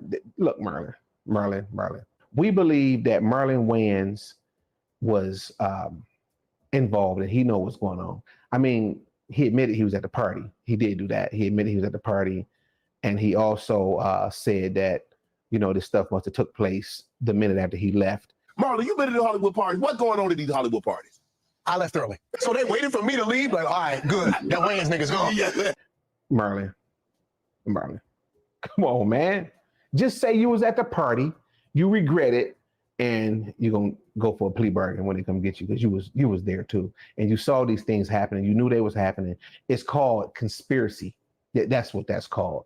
Even if you didn't pass no pills or take none, or you probably, because you wore a dress too, and you continue to wear dresses. That's why Kat was like, "Why this dude study? Why he got to wear a dress again? Why is he in a dress again? You already played the old lady as an FBI agent." Remember that? So it's like you steady putting on dresses, and then you at a P Diddy party, but you claim you don't know nothing about what was going on. They was doing that stuff when you left and all that, but you did admit that you saw drugs there. Never seen nothing. You know, I see drugs, you know. Yeah. You shouldn't have said that. You going to jail. Then we got the Christian rapper, the Christian guy, Lecrae. Lecrae, bruh. The P Diddy party. I've been to a couple Diddy parties. I, in my personal experience, never saw anything where someone was like, you can't move any further unless you do X, Y, or Z. Why are you at a P Diddy party in the first place? Now, you know that they got you on tape. You know that part. So now you're trying to come out and say, well, yeah, I was there, you know, but it wasn't, you know, because you was there. You was involved, man. Because think about this. Why were you even at the party in the first place? And then you're trying to justify it by saying that, you know, I was there to try to get a record deal. And, you know, a lot of the companies, you know, that's today, they with the we know, with a major label, Lecrae, not no Christian rappers with these signing with P Diddy. Now, you may have a Christian artist, but that's different from a Christian. Okay. You can be a artist. I guess that's a name, but for you to be a Christian at a P Diddy party, I doubt that very seriously. Hey, but look, you know, I'm not God. Maybe, just maybe, God told you to go there, and so you can tell or something. I don't know. Testify to somebody. Did you do that, or you just party? Man, you funny, man. Let's move on. Mr. Jamie Foxx, Mr. I got hooked up through Oprah Winfrey to Quincy Jones, all the way to P Diddy. Now I'm at the parties recording, but you're not telling the part about you was recording some of the parties from your spot, from your party too.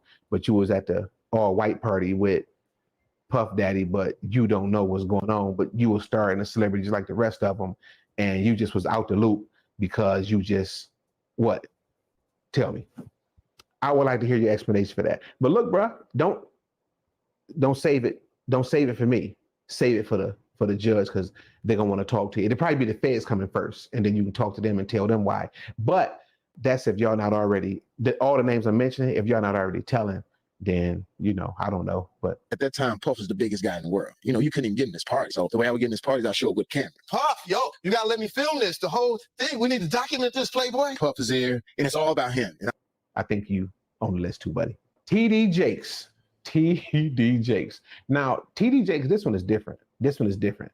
This is what I believe. I believe that TD Jakes might get away with it. And not because he's a pastor. I'm gonna tell you why I think he might get away with it.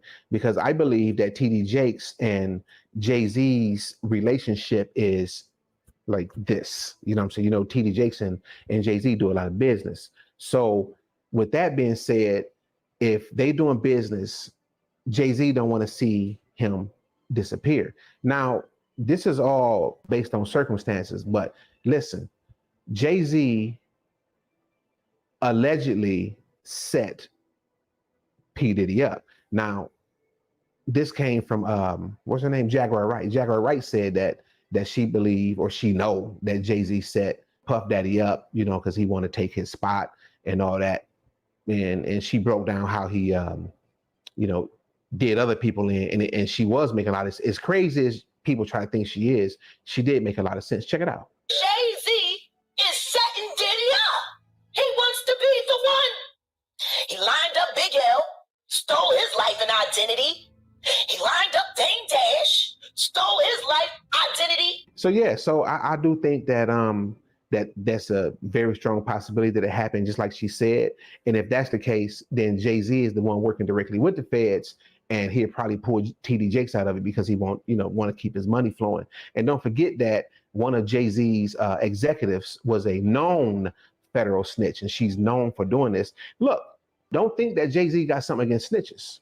He don't, because the chick that's working for him, she snitching. You know what I'm saying? But so don't think he passed that. Ray J admitted that he attended the parties too. He was there. He was there. And he said a mouthful. I'll let y'all hear it for yourself. When you were with him, you had to have heard the kinds of things that other people heard about what Diddy could be about on the dark side. You all wanted to go and have a good time at a Diddy party, and you wanted to be inspired. You wanted to go out and have a good time, and then you wanted to go the next day to work, and you wanted to work hard in this good vibe, and so. It's definitely official. I'm back outside. Yeah. I'm not outside, but I'm inside. Guy in the building. Hey, yo. This guy right here, one of the hip hop entrepreneur young legends. He's in my gang. He gets money. Yes, he does. Yes, I'm inspired though. God is good. So Ray J will probably be on the list too, because again, dude, you've seen some things and you know more than what you lead on, and it's called conspiracy. You should start lawyering up too. Now let's back it up and go backwards and get Jay-Z for a minute, right? So we all know that Jay-Z was at the parties. We all know that Jay-Z is an extreme powerhouse, just like P Diddy. We all know that Jay-Z done mingled and tingled with girls, Aaliyah back in the day, and was it Foxy Brown or one of them girls, them rappers he was dealing with, one of them little girls. So this is what he do. And so if you messing with little girls, you're a sex addict. If you cool with Puff Daddy, he's a sex addict, then you was 9 times out of 10 involved too. But the good thing with Jay-Z is like he kind of sneaky. So Jay-Z, he pretty good, y'all. He probably was like, I ain't getting on no tapes. You know what I'm saying? He probably did his stuff, off to the side. But if Jay-Z, well, you know better than me. Who am I? If you was at them parties doing that stuff on tape. And if you was, man, I hope your cooperation get you where you need to be. Other than that, you know what I'm saying? You a lost dog, man, just like the rest of them.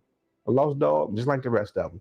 And look, just like reality had to hit P Diddy, reality hit you and kick you right in your ass. You know what I'm saying? So if you was into that stuff, which I believe you were, and lawyer up. I know you got the bread though.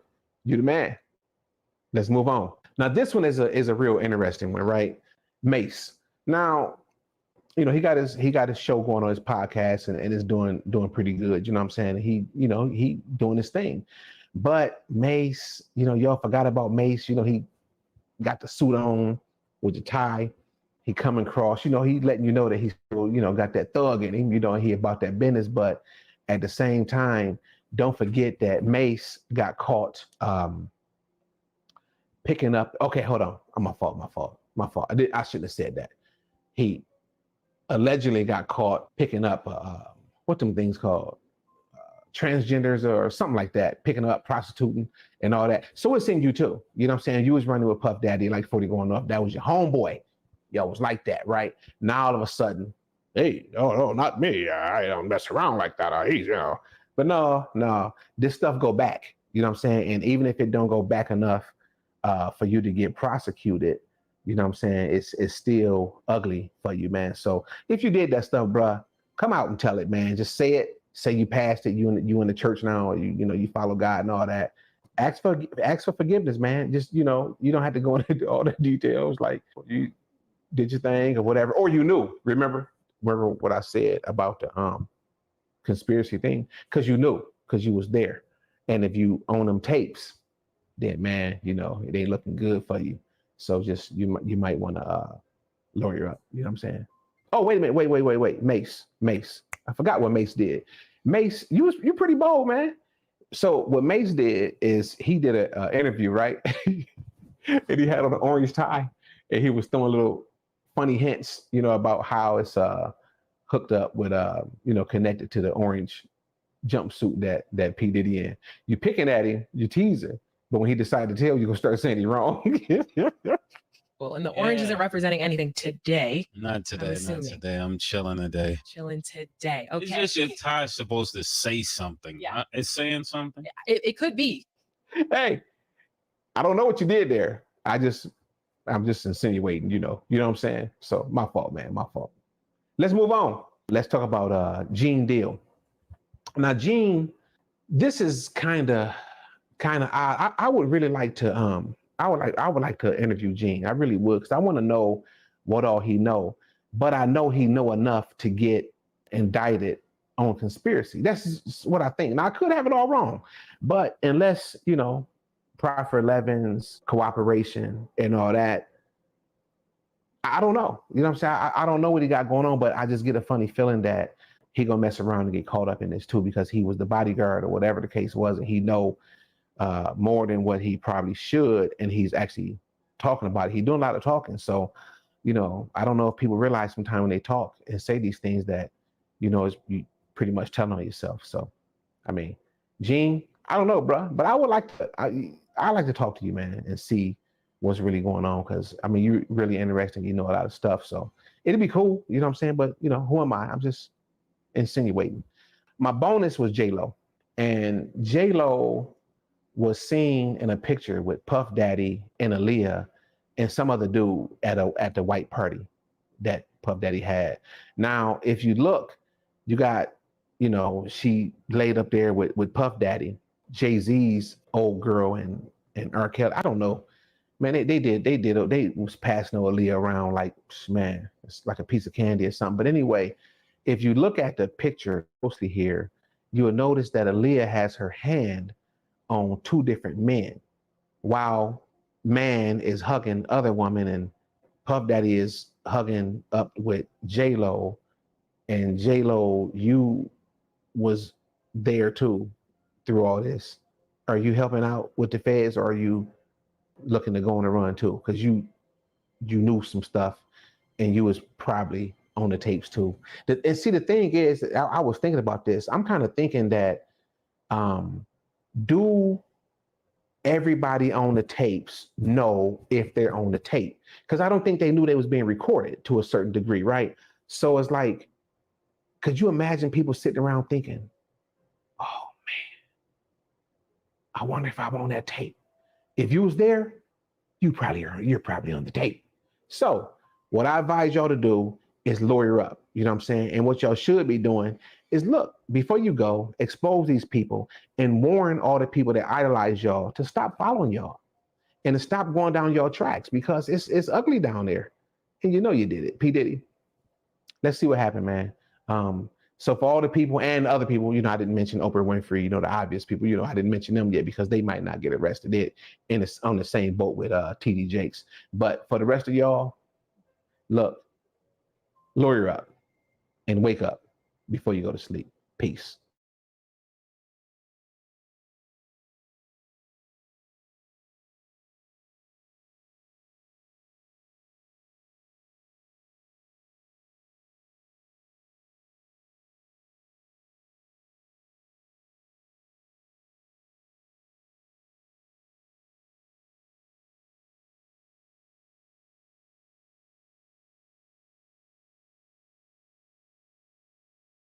And he had access to the house, and he knows better than to be talking about the things that he does with Big Brother Puff on national television.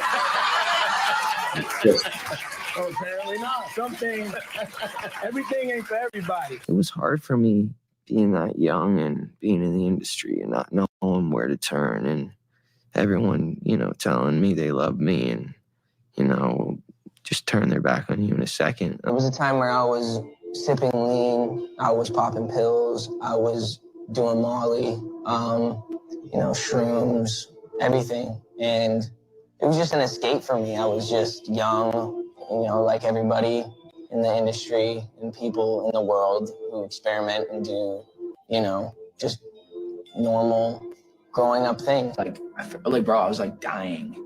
My security and stuff were coming into the room at night to check my pulse. People don't know how serious it got. A lot of money and a lot of things. So then you have all these people around me just kind of hanging on, wanting stuff from me. We have all seen the tapes, well, not all, everyone has seen the tapes of Diddy with Justin Bieber when he was younger. We know of the alleged rumors of what he has done to Justin Bieber in Flavor Camp, just like he did with Usher. I broke down in another video, I showed you guys how the ties to the Kardashians and how the boyfriend of Kris Jenner, the mother of the Kardashians, her boyfriend essentially introduced Justin Bieber to Diddy, and they basically gave him over to him, just like he didn't have guardianship of him. He didn't become his actual legal guardian like Usher became he became the legal guardian of Usher, but he basically was in charge of him. And now more of the videos are starting to make sense, and Justin Bieber's behavior through the years and the trauma that has happened from this. As we know, the majority of celebrities have not spoken out and refused to speak out. They have gone completely silent. All these people who have been close to Diddy, his friends and acquaintances, all these celebrities, nobody has anything to say. And it's just really strange, but we know it's, we know why they aren't saying anything. We know why Me Too people aren't speaking out, because it seems as though everyone in the industry, this is a quiet kept secret of the things that Diddy was doing, not only to women, but to men and to children, to minors. And so now this is breaking today, where an insider, one of Justin Bieber's friends, I guess somebody that's been given the green light to, say something about this, because Justin, again, has been quiet. There's somebody given the green light to discuss all these things, or to, to just give like a little brief statement to the press. And I'm going to give you guys that. And then also we're going to look into some more details on what actually happened to Justin Bieber and how it has affected his life. So it says here, Justin Bieber had nightmare experience with Sean Diddy Combs inside his private hell. It was far worse than anyone realized. When Sean Diddy Combs was arrested for trafficking and racketeering and transportation to engage in freak-offs, we'll say, on September 16th, prosecutors allege in a 14-page indictment that as the head of the criminal enterprise, he abused women. Okay, we know all of that stuff. And that he threatened everyone in his circle to keep them quiet. Hearing all of the horrific stories, so this is a quote, says a source exclusively to In Touch, fans are looking at his associations with other stars in a whole new light. None more so than Justin Bieber. After the news broke, fans bombarded his Instagram page with messages of support. The world should have protected you. With one, I wrote one, while another urged him to expose Diddy, who took the young singer under his wings when he was just 15. And now this is the part. The last thing Justin wants to do is relive or even discuss his complicated friendship with Diddy, the insider says, of the troubled star, who has long struggled with drug addiction, self-deletion ideations, and multiple public meltdowns. He's also was getting arrested and in trouble with the law. There's a whole history of that with Justin Bieber, where he spiraled out very young. But he's finally breaking his silence to his friends about his nightmare experience and the private hell it's cost. So this has been reported by multiple outlets. So this lets me know this is a person within Justin Bieber's camp. This has been green lighted to start putting these feelers out. And I think we eventually will hear Justin Bieber talk about it specifically, but this is now been a big thing that has exploded, where his people are now starting to say things. He's told multiple young stars to call him if they find themselves in a tough situation, says the source. He's tried to be upfront about his demons, and now he's relied on therapy and his faith to get back on track. If you don't know, he went through a whole thing where he was doing gospel music, going to church under a pastor's care. That pastor actually ended up having an affair, and it was a whole church scandal. But he got married. He was dating Selena Gomez when he was younger, and then 2 months after he broke up with her, after they broke up, he marries Haley Baldwin, who, her father is a Christian, very religious, And it seems as though it was like some type of arranged marriage. It was like, it was just very sudden.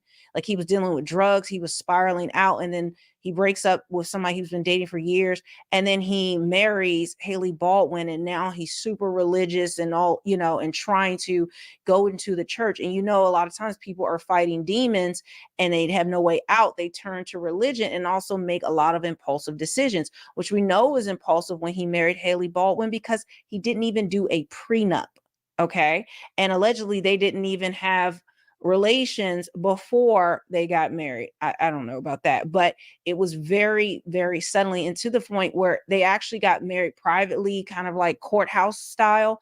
And then they had a wedding much later. So it was a very rushed process. And again, Justin Bieber not having a prenup is deranged. And if you guys don't know, Haley Baldwin had been stalking Justin Bieber for years. That's a whole nother video. It's very bizarre. It was almost like some type of planned thing to tie Justin down or to keep him in line. It's bizarre, but let's continue because there's more I want to show you. Still, it's been hard to have all of this stuff being dredged up.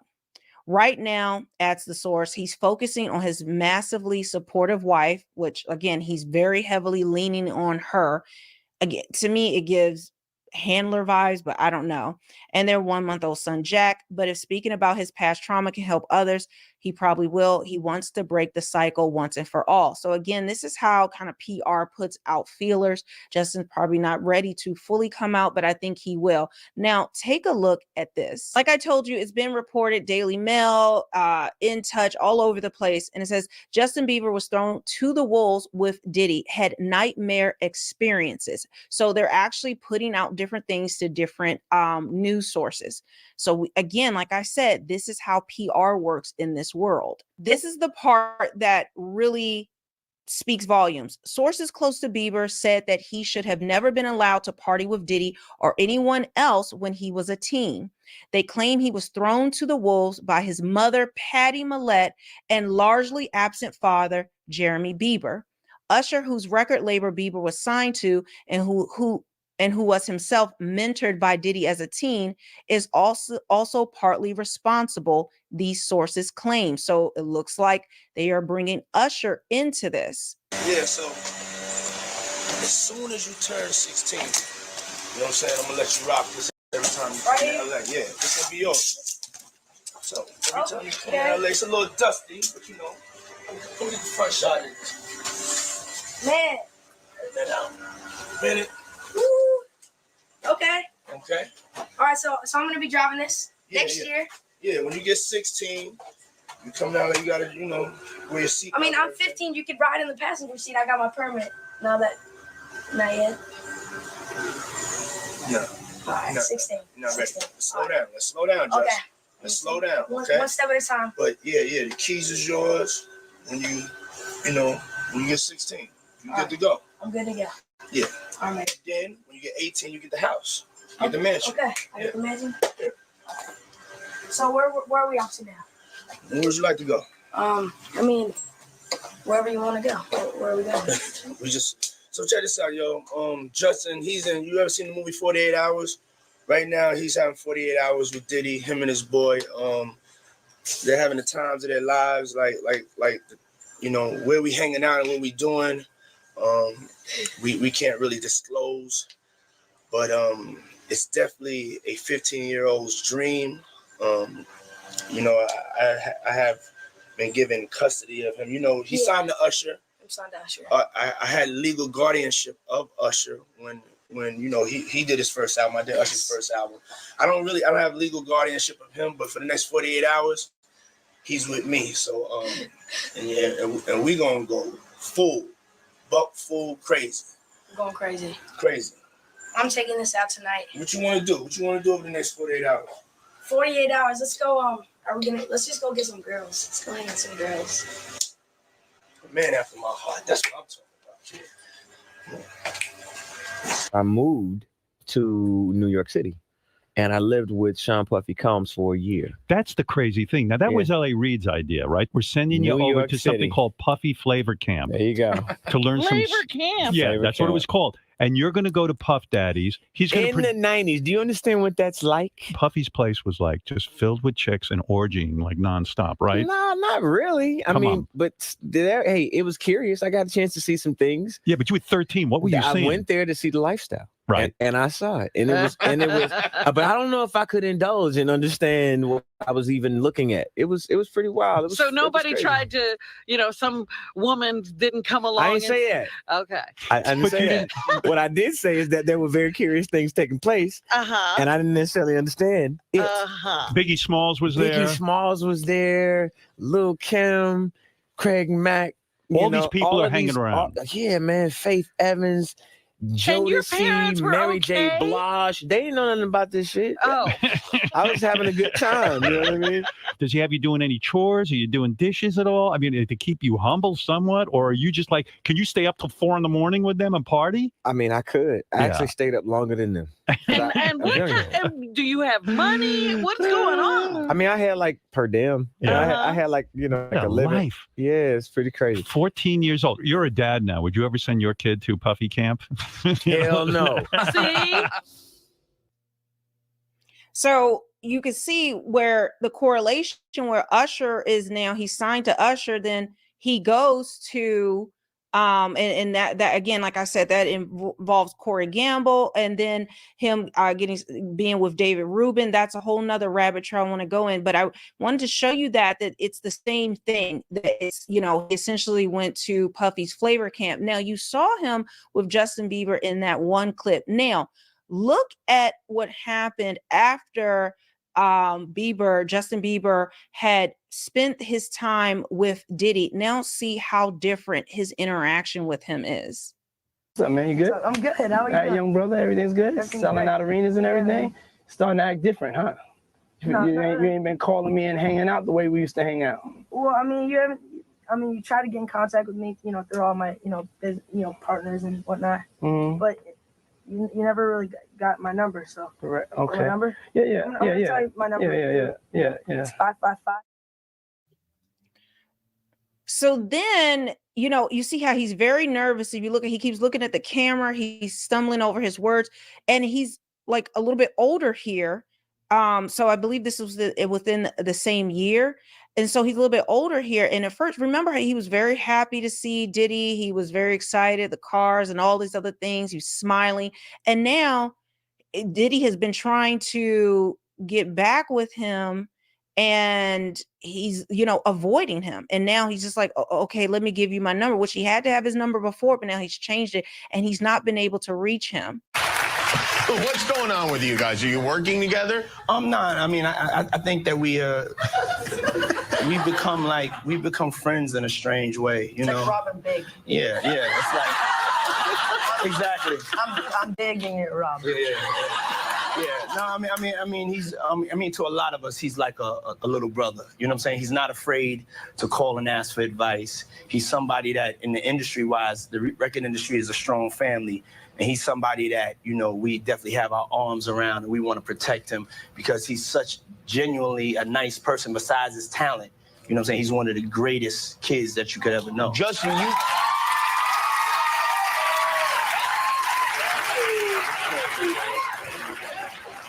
Diddy bought his son a Bentley. Maybe, he could buy you one also while you're out. Got me a Lamborghini. That's nice. I haven't gotten it yet, though. Yeah, I know. When is that coming, that Lamborghini? We talked about this last He time. had the Lamborghini for a day or two, and he had access to the house, and he knows better than to be talking about the things that he does with Big Brother Puff on national television.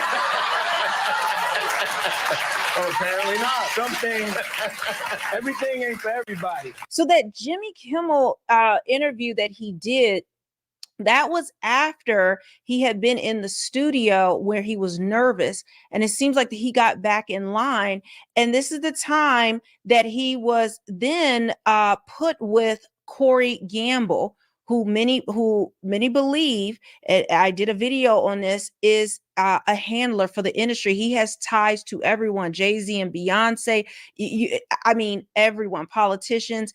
It is unreal. It is believed that he actually is a Fed, or somehow there's government involvement. I can't get into all the details here. You're going to have to watch that video about Corey Gamble. But then you see him, you know, with Justin Bieber younger. Let me see if I can make these pictures bigger. I'll show you the pictures bigger, but it's Justin Bieber being younger. And then as he gets older, you see he just starts to look really like off and weird and starts to spiral out. And it just starts to get weirder and weirder with Justin right after all of this, where he has been essentially, it seems to me, Diddy, you know, was bringing what when he first came with Diddy, he was like a young kid, was excited. You can get a house, I'm going to get a car, promising them these things, which we know that's what they do in the industry. So he's promised all this stuff, and then he's taken with Diddy for this period of time for Flavor Camp. Then he's scared of Diddy. Then all of a sudden, he's back in line and he's on Jimmy Kimmel smiling. And you heard what Diddy had to say. And since that point, Justin has been an absolute wreck.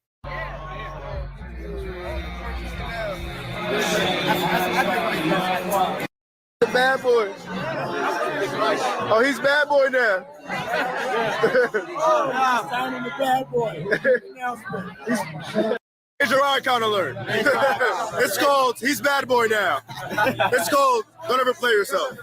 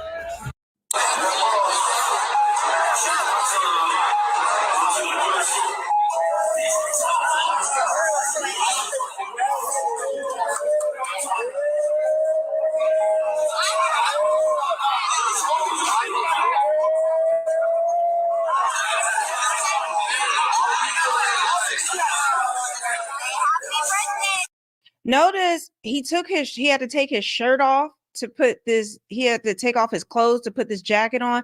And I don't know if you can see that his pants are undone, like the drawstrings all the way down. I've never seen that as a style anywhere.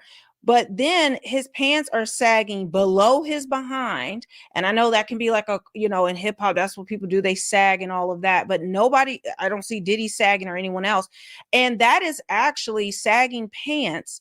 Having a man having his behind out is actually a signal call. That's originally what it started as a signal call that he was down for some backdoor, that that's what he's doing. And he's part of, it's a signal that that back door is open for the taking.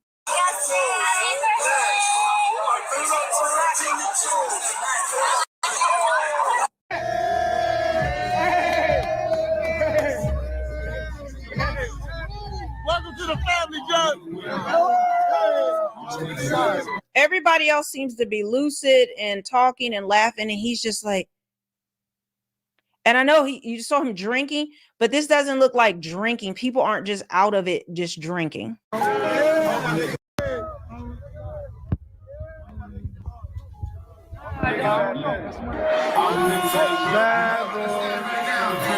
Bad boy. Bad boy. Bad boy. Is it me? Or it looked like all these grown men, these dudes around this little white boy. Justin Bieber just looks out of place, and they're all surround him, hype him up, and it's giving a situation, a freak off that he's getting prepped for. And we've heard about the horse tranquilizer. We know about the minors that have been included in the lawsuit. And I shared a video with a trafficking victim yesterday about, how they would use children and minors as like party favors. Guys, it's really bad.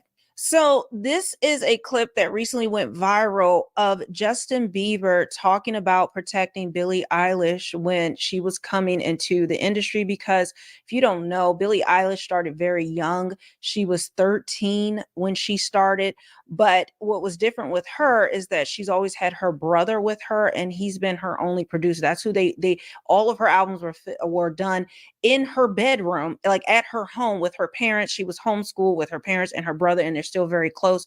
And so she never was in these kind of industry circles. She had her family around her constantly. And again, to this day, that she tours with her family, her parents are there, and her brother is always by her side. But this is what Justin Bieber had to say. I don't know. It's crazy. Who am I? It was hard for me being that young and being in the industry and not knowing where to turn, and everyone, telling me they love me and, just turn their back on you in a second. So if she ever needs me, I'm going to be here for her. But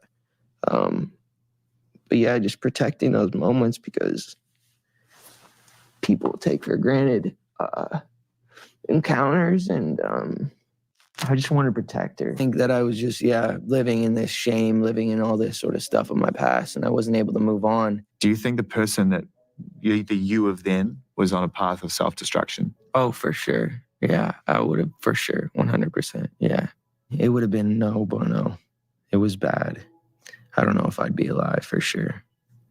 It was dark, but I want to definitely tell my story so that if that resonates to anybody, that they can hopefully learn from it. Well, for me, music comes from somewhere. Right. Maybe it comes from this youthful naivety and this desire to escape something. Uh-huh. And then you get out there in front of the world, and then it comes from a place of wanting more of it. Yeah. I mean, just think about how young I was and so impressionable. And you have everybody telling me how awesome I am at all times, and I just want people to understand the psychology behind why I potentially could have problems in my life. So yeah, thank you for being here and helping me tell that story. But yeah, just protecting those moments, because people take for granted encounters, and I just want to protect her, I don't want her to go through anything I went through. I don't wish that upon anybody. Yeah, if she ever needs me, I'm just a call away. Do you realize how important your story is? Every time I have a conversation with someone who's been through this unique type of experience, I'm searching for some kind of truth that can help. I commend you for going there and asking the tough questions and the things that people don't want to talk about, and they don't want to go there because it's revealing, and I want people to take a look at my story, and hopefully my words can make a difference. So guys, leave a comment below. Let me know what you think about this. Justin Bieber, is sending out signals now that he wants to talk. It's every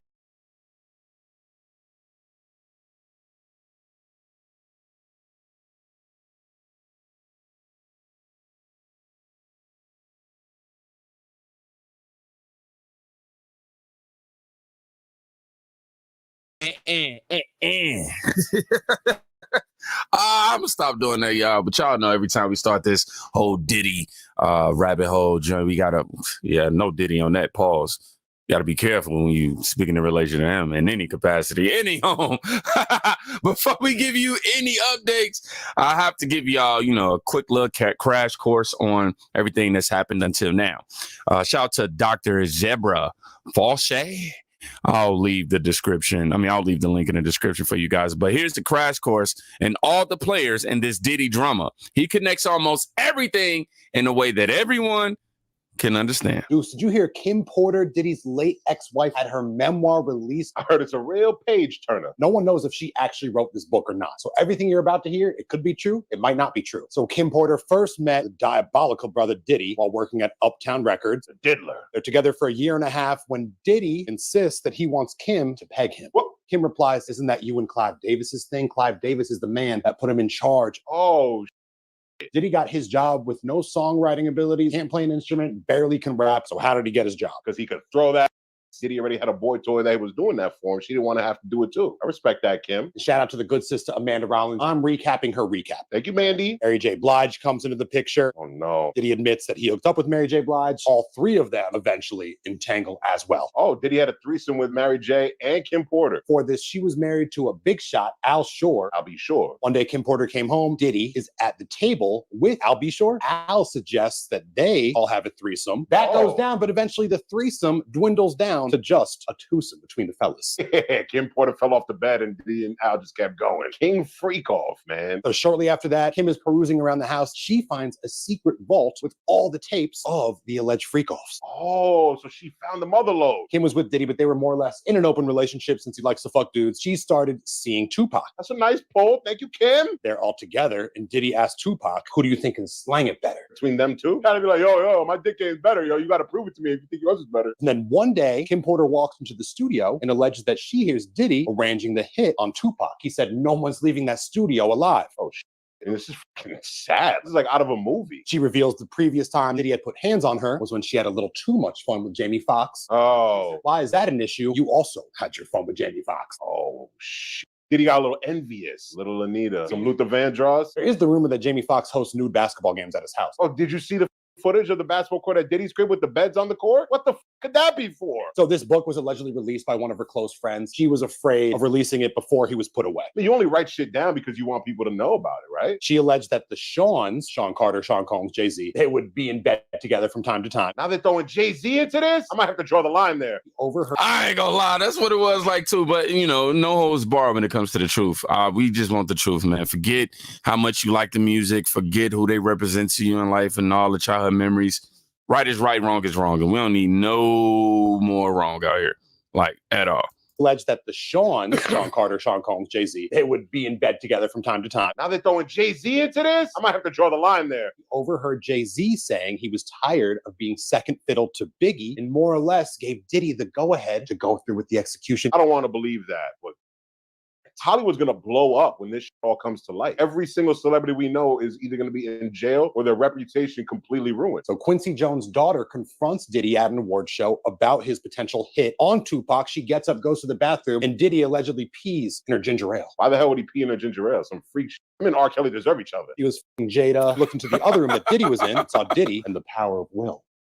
Now Will Smith is in it too? Shocks me a little bit. Scientologist. I didn't know he was a Scientologist. She overheard Diddy saying that this beef is very lucrative. East Coast, West Coast. But it's getting out of hand. Certain point, two bodies. But if people aren't loyal to him, he can't offer them protection anymore. Oh, and Biggie was leaving Bad Boy. She said that Biggie and Tupac were leaving their individual labels and forming one together. Oh, which would give credence to the fact that maybe Diddy and Suge Knight worked together to kill both of them off. Kim Porter said she overheard Diddy saying Biggie's worth more to me dead than alive. Now the math is mathing a little too much. Diddy called Kim Porter, said, you're going to see me start dating a video girl, a video vixen. Don't worry. It's just a cover up for my sexuality. J-Lo. Jennifer from the block. Diddy's the only one that never left J-Lo. Oh, you just dropped a bar there. That makes so much sense. Man, this even though I'm up to speed on a lot of these details, man, like it's some that's slipping through the cracks. No Diddy. Or some that's slipping through the cracks that that I didn't know. I was the madame of the freak off. He would come to Kim Porter's house. She was afraid he would kill her. He said, don't worry. If I were to kill you, no one would know.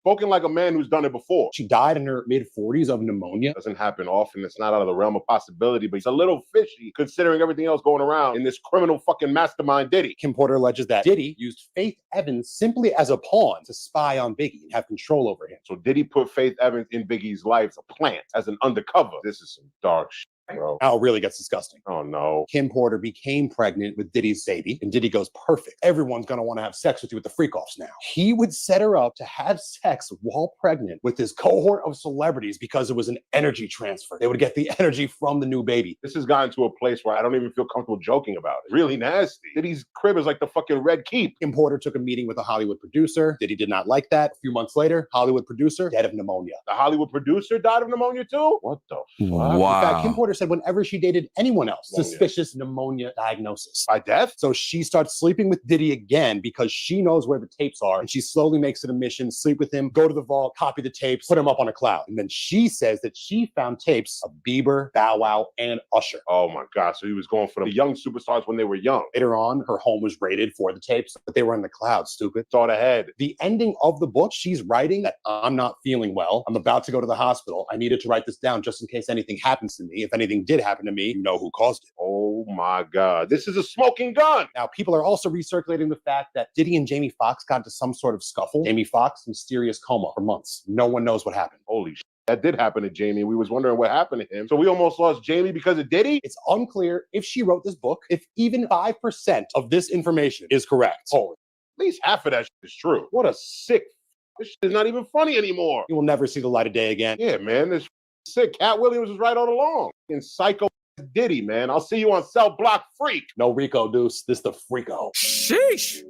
Now, I will say, you know, all this is not necessarily confirmed, so to speak. Kim Porter is no longer here with us, and it's being said that this book was written and released from a friend. But, man, I can't help but wonder. A lot of these details are gruesome. Gruesome. First of all, you have the part that just unsettles me, not, I wouldn't even say the most, but the part that really, really just turns my spirit, man, is knowing the fact that he had those young superstars out there, underage boys, essentially, Yeah, this is not cool, man. It's cool, do your thing, you're a freak, whatever, woo, woo, woo. But when you start bringing the kids and start the blackmail and start, unaliving people in order to protect your sexual endeavors, that's when it get dangerous, man. And I ain't rocking with that. No Diddy, bro. He deserve every cell block he gonna get in. Somebody said, I disagree. Diddy did play an instrument. He played the flesh flute. But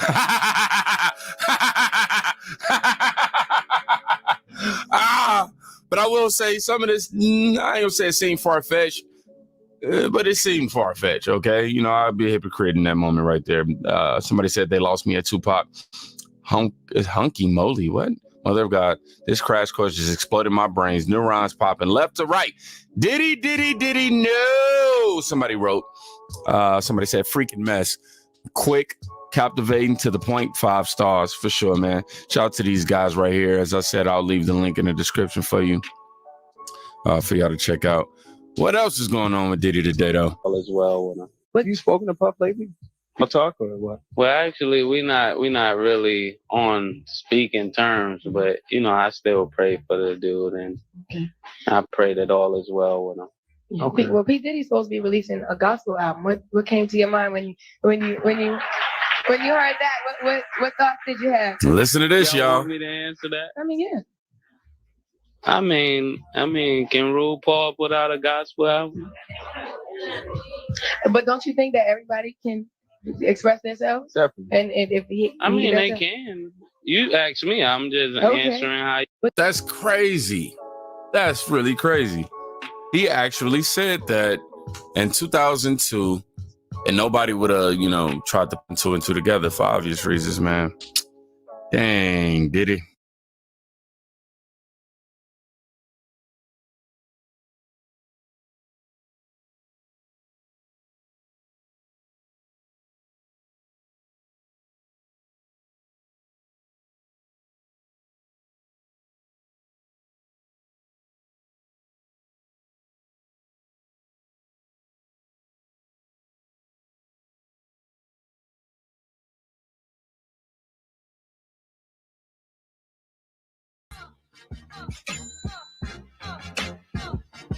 Please, I don't have any time for any gossip now.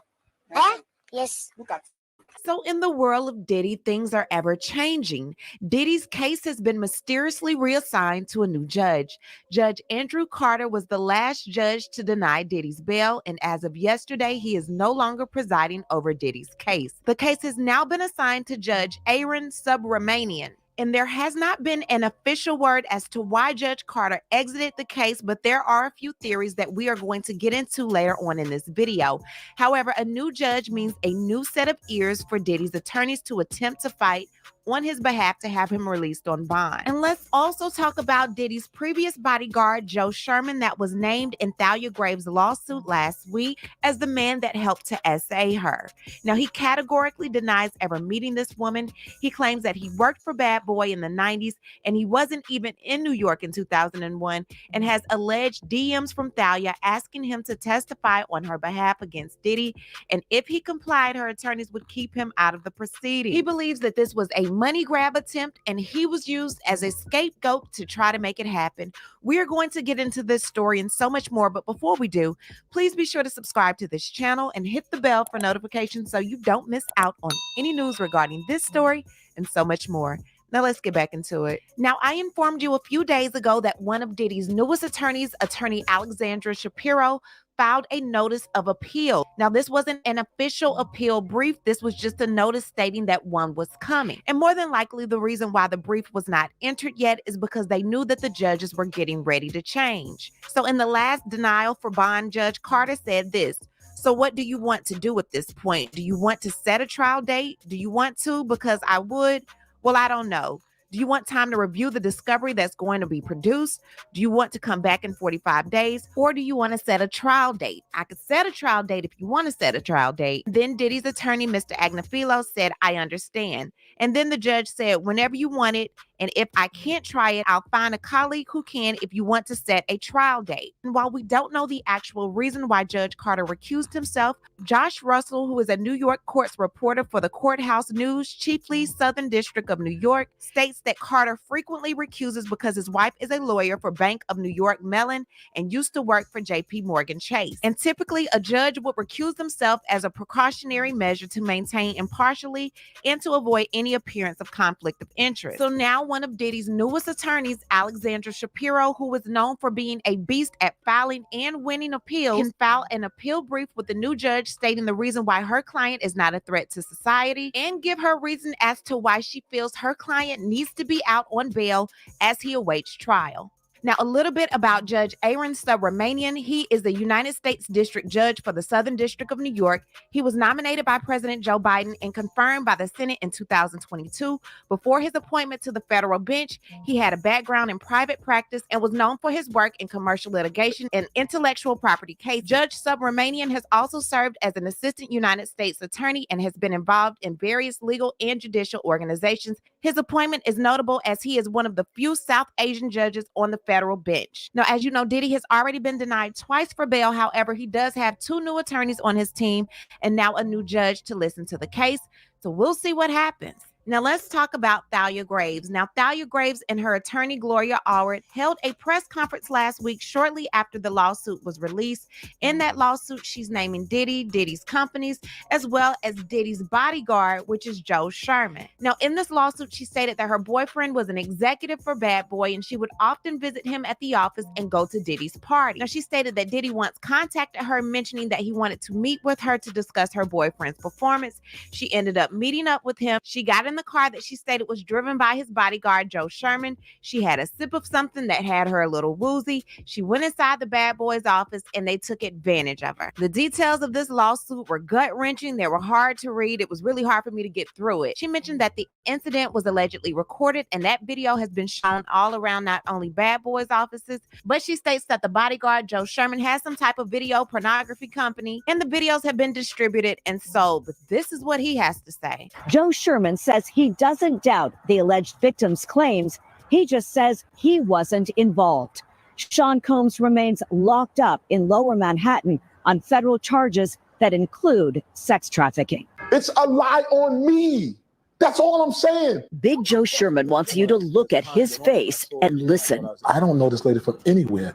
You've never met her. Never in my life. He's talking about this woman, Thalia Graves, who appeared at a highly promoted news conference last week with attorney Gloria Allred. The trauma of the assault has taken a toll on my mental health. The attorney for Graves announcing a federal lawsuit claiming that in 2001, the then 25-year-old was drugged and bound and viciously raped in the Manhattan headquarters of Bad Boy Entertainment by music mogul Sean Diddy Combs with his bodyguard and head of security, Joe Sherman. I'm not questioning her integrity. I'm questioning her claims against me. I wasn't the head of the security. You got the wrong man.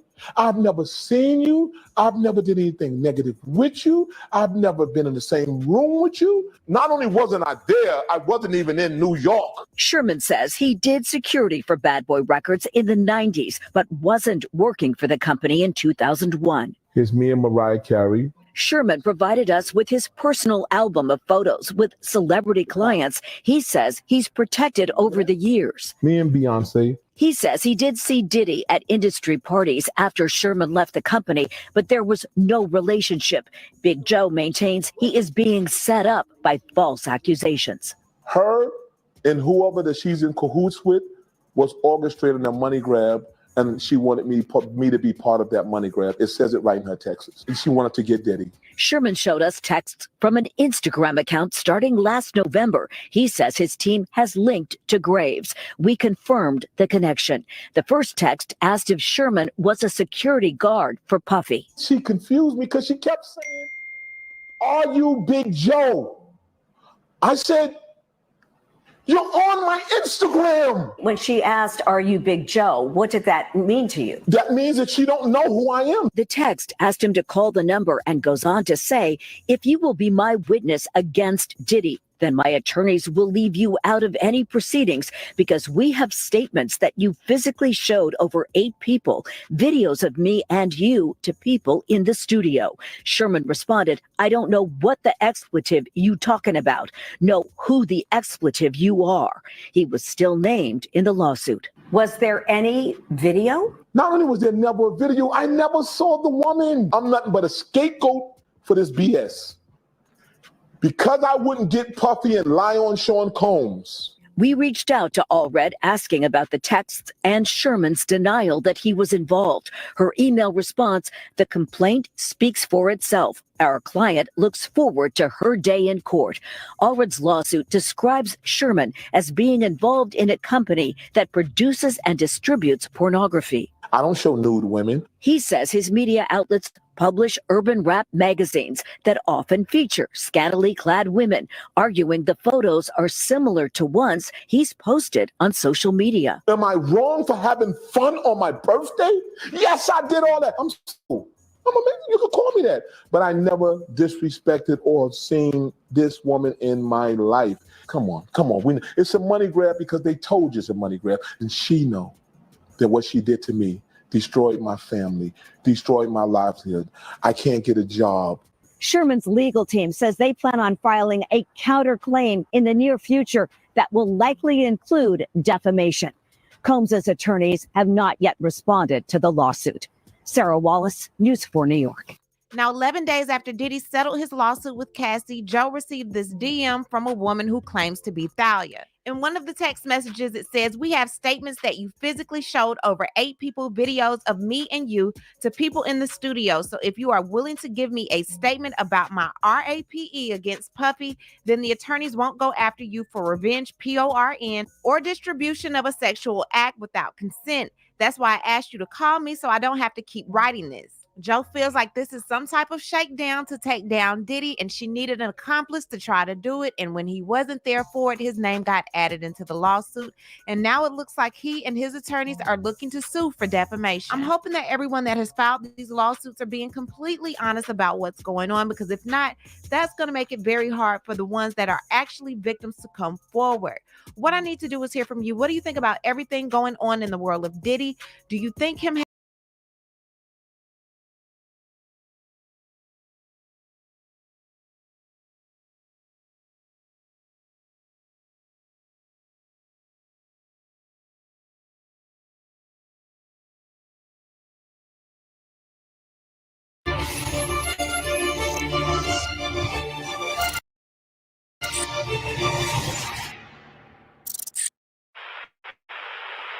I'm sure Joe Jonas didn't see this one coming. This blind item reads, the illiterate singer who was A-list in 2 different groups was a frequent invitee to freak-offs. Oh No, not Diddy. It is where he met the woman who used to sell him drugs and also the woman who loved grooming young guys that he would hook up with from time to time. This blind item involves, allegedly, Joe Jonas, Diddy, and Stormy Bree. Now, I remember talking about Stormy Bree and Joe because they were in a relationship for a couple of months, but they announced in June 2024 that they had broken up. I forget that Joe Jonas was in another band besides the Jonas Brothers because he was a part of this group called Dance without the A. And we have photos of him with his group while arriving to Diddy's exclusive birthday celebration. This was happening, of course, in Beverly Hills. And we saw people like Kendall Jenner, Cara Delevingne, Keke Palmer, and Tyga all attend, which I think Tyga is such a creep, so I can totally see him at Diddy parties. Interestingly enough, there's an article from back then that actually wrote that Joe Jonas got a new job as an official music curator for a hospitality and design group in which Diddy was a part of. So kind of part of putting some of these parties together. And looking at some clips of him performing, he can get freaky. So I can imagine him at these freak-offs.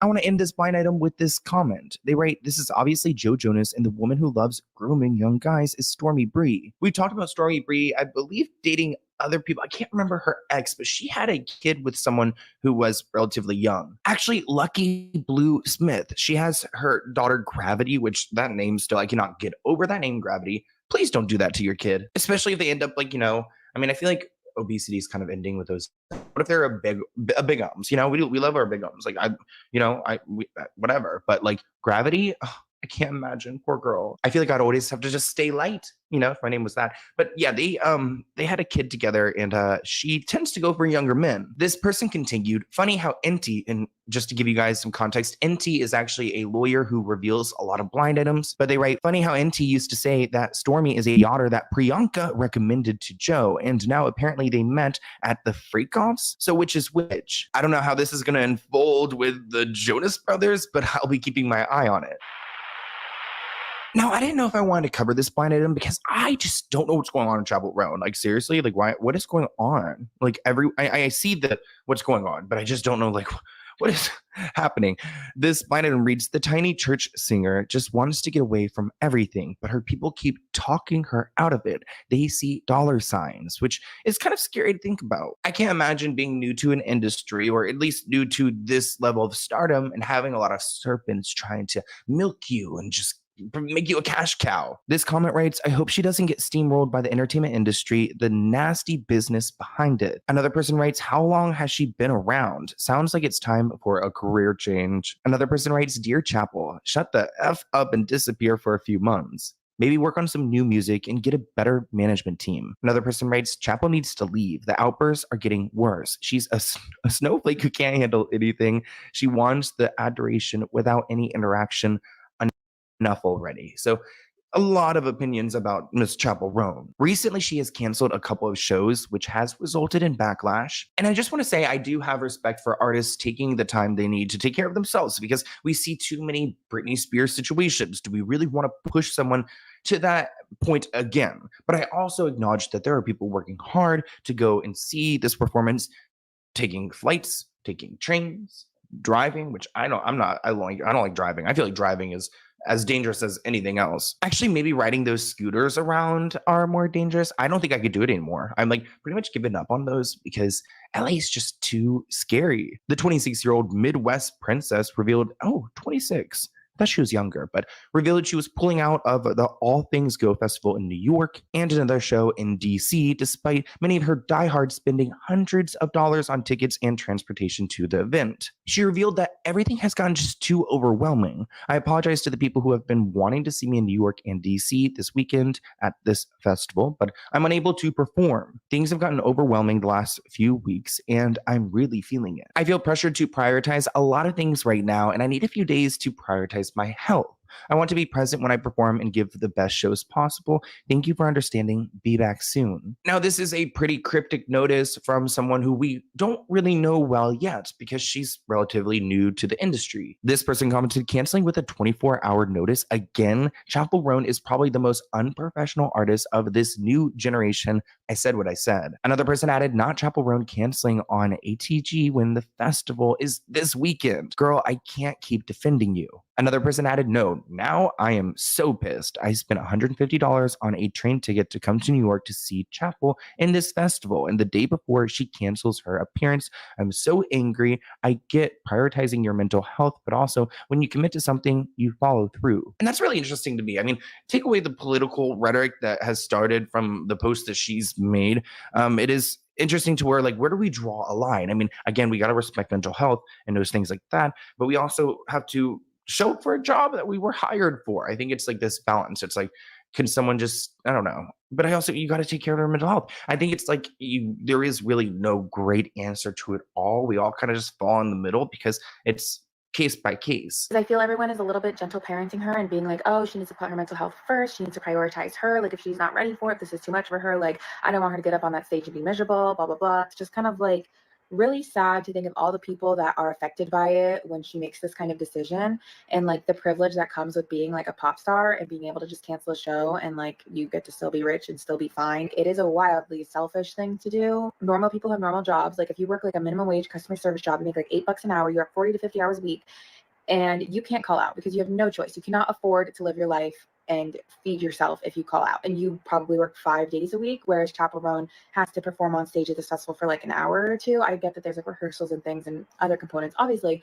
but like it doesn't compare to like the many hours that go into a regular work week for like a regular human. Now, there are some people who are defending Chappell Roan, saying to everyone being annoying about Chappell, count your motherfucking days because it's your fault for canceling her set. Do people not realize that Chappell Roan is like going through a mental health crisis? She did realize that she has actually been diagnosed with severe depression, going to a psychiatrist recently and getting this diagnosis, which I think is so sad. I mean, you work so hard for something you think you want, but then you have it and you're depressed. Have you guys ever had that in your life where you achieved something and you actually felt depressed over it? I mean, I think that those are kind of like changes that are more lifestyle things, you know? I mean, I think when you hit a milestone or you reach a goal, you feel great about it. But have you ever personally like reached a certain point and then you're like, wait, I'm here and now I'm miserable? I feel like maybe marriage could be one, like you think you want it and then you're in it. And again, that's probably most relatable I can think, or maybe a certain job you get and you're like, holy crap, now I don't know what to do. I feel so privileged for the platform you guys have given me. I can't imagine taking it for granted in any kind of way. So I just shout out to you guys because I love you guys so much. Now, a lot of the crises surrounding Chappell comes from like her statements about Kamala Harris and Donald Trump, which comment below which one you guys are voting for. Comment below. I feel like Wendy Williams saying like, clap if you're voting for Kamala Harris. Clap if you're voting for Donald Trump. I actually really praise people who keep up with the politics and everything. Like, of course I listen to my NPR every day, but like there's so much to it that like, that's why it is a career, right? Like politics, because like you have to study it. But either way, it is so scary to where she's positioned herself, where she's got stalkers coming after her. She's got fans who are really upset with her. And then she's got like political things flying around where people are now charged by what she's saying because she's not thinking before she speaks. And it's something we all, I guess, are at fault at sometimes. I mean, I think I try to think before I speak, but I think here she did not, and the consequences are blowing up. I don't care that and harassment, stalking, whatever, is a normal thing to do to people who are famous or a little famous, whatever. I don't care that it's normal. I don't care that this crazy type of behavior comes along with the job, the career field I've chosen. That does not make it okay. That doesn't make it normal. It doesn't mean I want it. It doesn't mean that I like it. I don't want whatever the f you think you're supposed to be entitled to whenever you see a celebrity.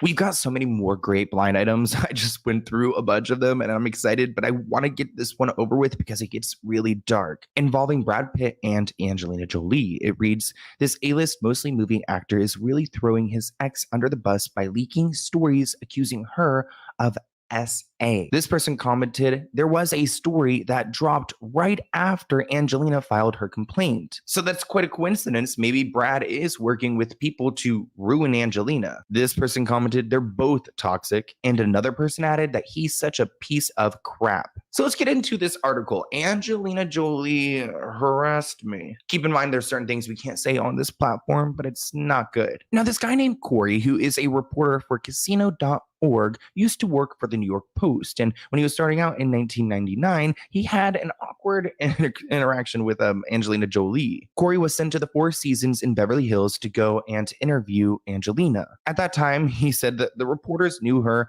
from Gia and for being the crazy girl with Billy Bob and having that blood necklace around her neck. Let's put a picture of that up on the screen because that's a throwback. Corey shares that he walked into this suite and was greeted by the publicist, but then left alone with Angelina. He claims this was his second assignment for the Post, so he didn't want to mess up this job. It's a big deal. He said, I got my 20 questions and I've got half an hour with her, whatever it was. He asked how much of you is in the character, and then he said he felt something on his leg and it was her foot. He thought maybe, oh, she uncrossed her legs and knocked him, but no, she was starting to try to play some footsies with him. She had taken her foot out of her high heel and it was no mistake. The foot started making like a cricket with my thighs. It was moving up.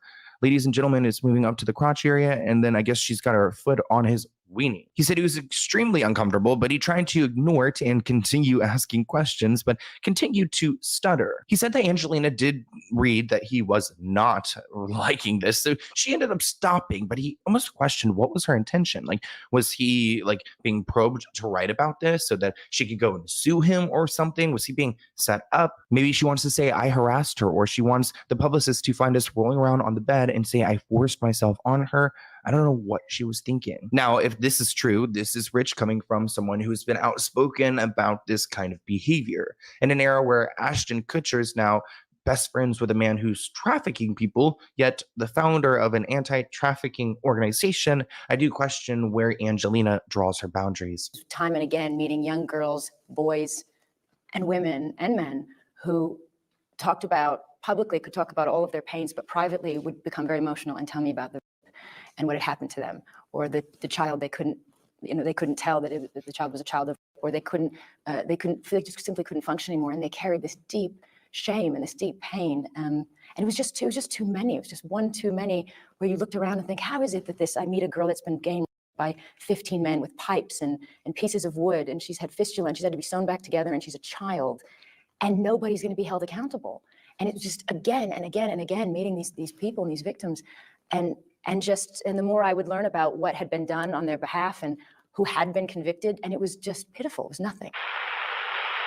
Ooh, we've got a blind item about Charlie XCX. It reads, the foreign-born initialed singer is going to be dead by the end of her tour. No one can do this much Coca-Cola. Wow.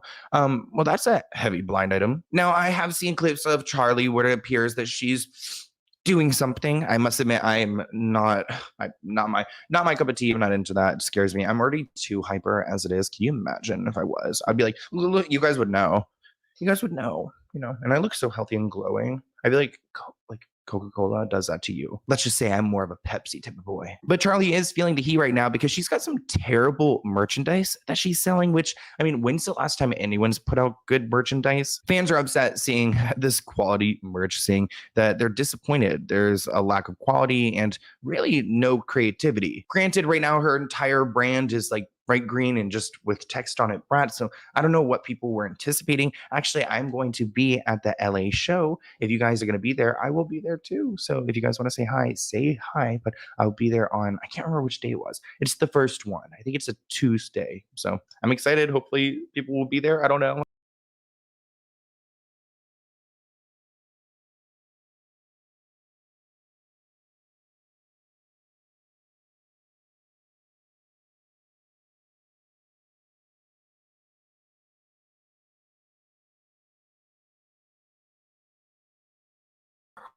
New civil lawsuits as a wave of accusers come forward with even more shocking allegations. And according to the attorney bringing the lawsuits, these hundreds of accusations include child sexual assault, in one case on a child as young as 9. But Diddy isn't the only one implicated. In fact, High-profile celebrity names are expected to be revealed in these new lawsuits, and that could lead to even more charges.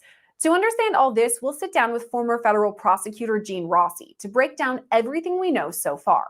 I'm Sierra Gillespie, and this is Law and Crime News. If 12 civil lawsuits and 3 federal charges weren't enough, Sean P. Diddy Combs is now up against more than 100 new shocking accusations in his alleged sex trafficking scheme that spanned multiple decades.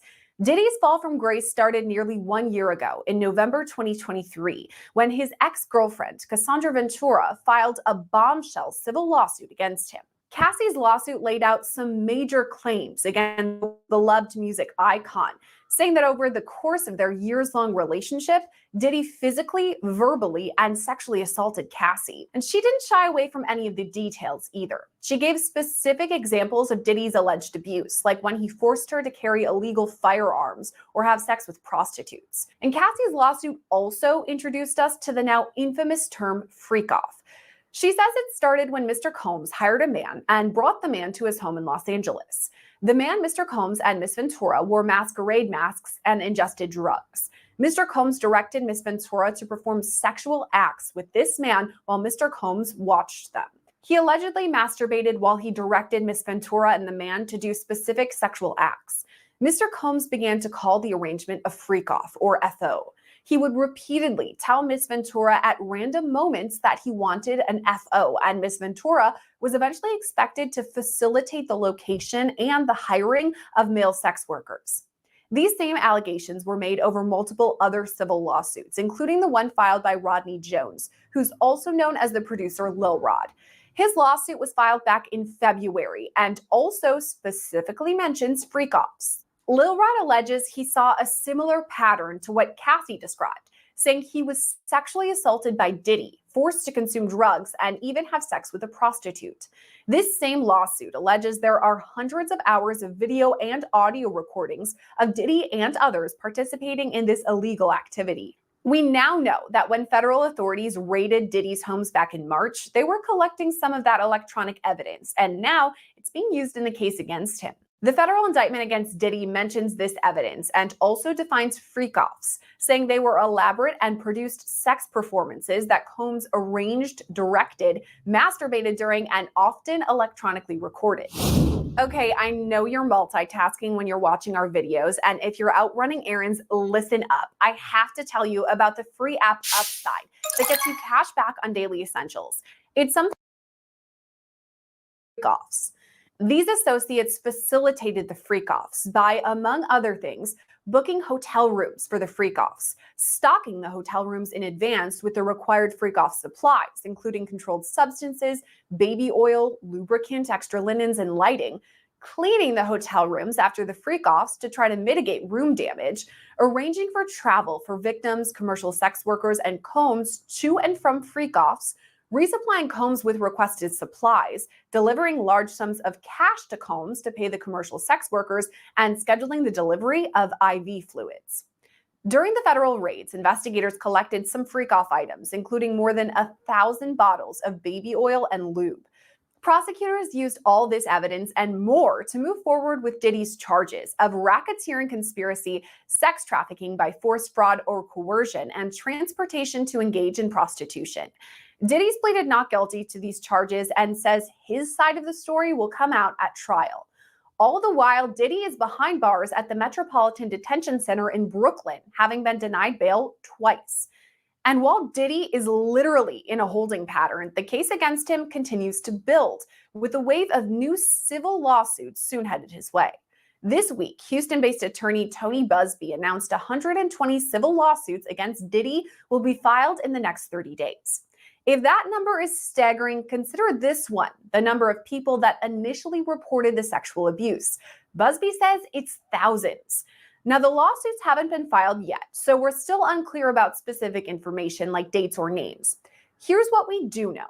Busby says the assaults took place in Los Angeles, Miami, and New York, dating as far back as 1991. 60 of the plaintiffs are women and the other 60 are men, and of them, 25 alleged they were sexually assaulted as minors, the youngest of which was only 9 years old when the sexual assault occurred. Others were only 14 or 15. Over the dozens of lawsuits, plaintiffs will describe new allegations against Diddy, including violent sexual assault or rape, sexual abuse, facilitating sex with controlled substances, false imprisonment, compelling prostitution, sexual misconduct, dissemination of video recordings, and sexual abuse of minors. And then there's the other people involved. Diddy's associates could be named in these coming lawsuits, but so too could be some high-profile names. Busby says he can't tell us the names specifically, but that they are high profile and will shock us. In an interview just this week, Busby told me some of the allegations in these new civil lawsuits could mean even more charges are filed. What I'm hoping is, and I'm encouraging my clients to those that, to the extent that they are willing to do so, to make themselves available to the federal authorities, to tell their story. And I expect the indictment will grow. I expect there will be more counts. If the federal indictment does in fact grow, how would that even work? Could any of these soon-to-be-revealed high-profile names be listed as co-defendants? Here's where we turn to former federal prosecutor Gene Rossi for some more insight. So, just starting talking about these more than 100 new civil lawsuits that are about to be filed against P. Diddy, what's your initial take just hearing that number, 120 new lawsuits? Well, the number that really shocked me is there were 3,000 people that contacted this team of lawyers, and they pared it down to only 120. So they probably have other victims that they could use if they have to, but 120 is just enormous. And that shows to me, and these are allegations, they have to be proven both criminally and civilly. It shows to me that for the last 20 years, allegedly, Diddy has been engaging in quite a massive enterprise that violates federal criminal laws and state laws. And since this news of these 120 lawsuits, you said 3,000 people had come forward. I actually spoke to the attorney who's planning to file, and he said thousands more came forward after this. So do you think it's possible this is just the start of civil suits against P. Diddy? Well, it reminds me of the quarterback, Deshaun Watson. I think he's now the quarterback for the Cleveland Browns. But Deshaun Watson only had about 20 to 25 accusers. When you get into three digits, 120, probably 150 at the end of the day, that's just enormous. And two things happen. Number one, his legal fees are going to be incredibly high. He'll have to get a team of 25 lawyers to handle all these lawsuits. But the key word is distraction. Sierra, he's facing a federal indictment, propounded by one of the top U.S. attorney's offices in the country, the Southern District of New York. They're the varsity. They're geniuses. And they don't indict somebody because it's a slow day in the grand jury. So he has that big monster federal indictment. And now he's going to have approximately 120 civil suits. I don't know how he's going to survive financially, if not emotionally. That leads into my next question about the prosecution against Diddy, because he's now been indicted on 3 federal charges, as you said, super severe. But what are prosecutors thinking as they're hearing about these new lawsuits? Do you think they're going to investigate them and maybe add charges? If I'm a prosecutor, number one, they may add charges. They don't have to, but they may add charges.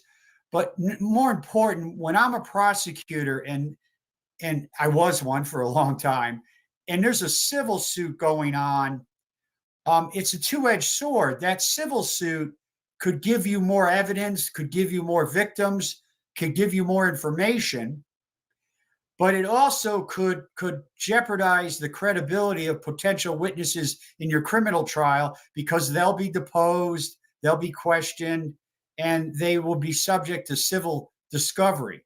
So there's that tension. I had a criminal case against a pain doctor, and there was a civil lawsuit, a wrongful death suit. It was an overdose, and that civil lawsuit actually very helped my criminal case, because the defendant in my criminal case made some statements in the civil case that were not helpful to him in my case. So it can help the prosecutors, but it can hurt the credibility of witnesses. It's a high wire act. I mean, it's just an overwhelming number of people who say they were victimized by P. Diddy. There are more than 1,000 now at this point, at least according to the attorney who's bringing these suits. But what's interesting is that in the federal indictment, there's only one victim that's listed as victim one. Why do you think that is, that federal prosecutors only included that one victim rather than the hundreds of others? What the prosecutors did is they filed or presented to the grand jury this indictment with one victim, just to get something filed so he would be arrested and detained and jailed. I will be shocked if the prosecutors in the Southern District of New York do not supersede, amend, if you will, and add additional charges and additional victims. I would be shocked if they do not do that. So the first indictment is just a taste of what's to come. What will that look like as federal prosecutors are potentially going to add, as you said, future charges, future victims? What's going on behind the scenes right now? Are they interviewing other people? Are they coming together and deciding what charges would be appropriate? What would that look like? They are interviewing other people. They may be conducting grand jury testimony if they're looking at additional charges. They can't use the grand jury to build a case against the charges that are returned and approved already, but they can look at other charges. And that's what they're doing right now. And as I said in one of my earlier appearances with you, they're probably working 24/7, working Saturdays, Sundays, and holidays. And for those prosecutors in the Southern District, this case will be consuming their life for at least the next 2 years.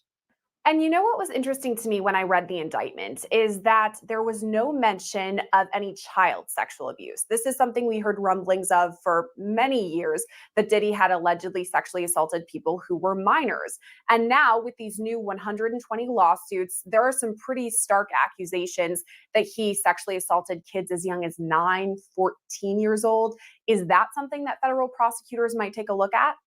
Oh, absolutely. Well, there's nothing that inflames the passions of a jury than the exploitation of someone who's underage. And if you have a victim who's 9 years old, 11, 12, 13, 14, in their early teens, that is incredibly powerful for a prosecutor to present to a jury. And as I understand it, these 120 potential lawsuits, the ages range from a high of 38 to as low as age 9. And I also understand that about 2/3 are African American, a third are white.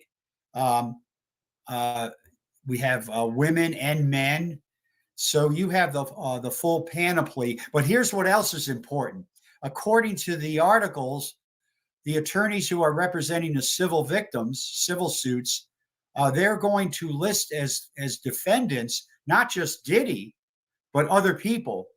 And according to the attorneys, some of those other people, those other co-defendants, they may be names that will be easily recognizable by the general public. You just brought up the next part that I wanted to talk about, that we're not sure who these names are as of yet, but some people have said they're even more popular than P. Diddy or even more A-list, that we're going to be shocked by these names.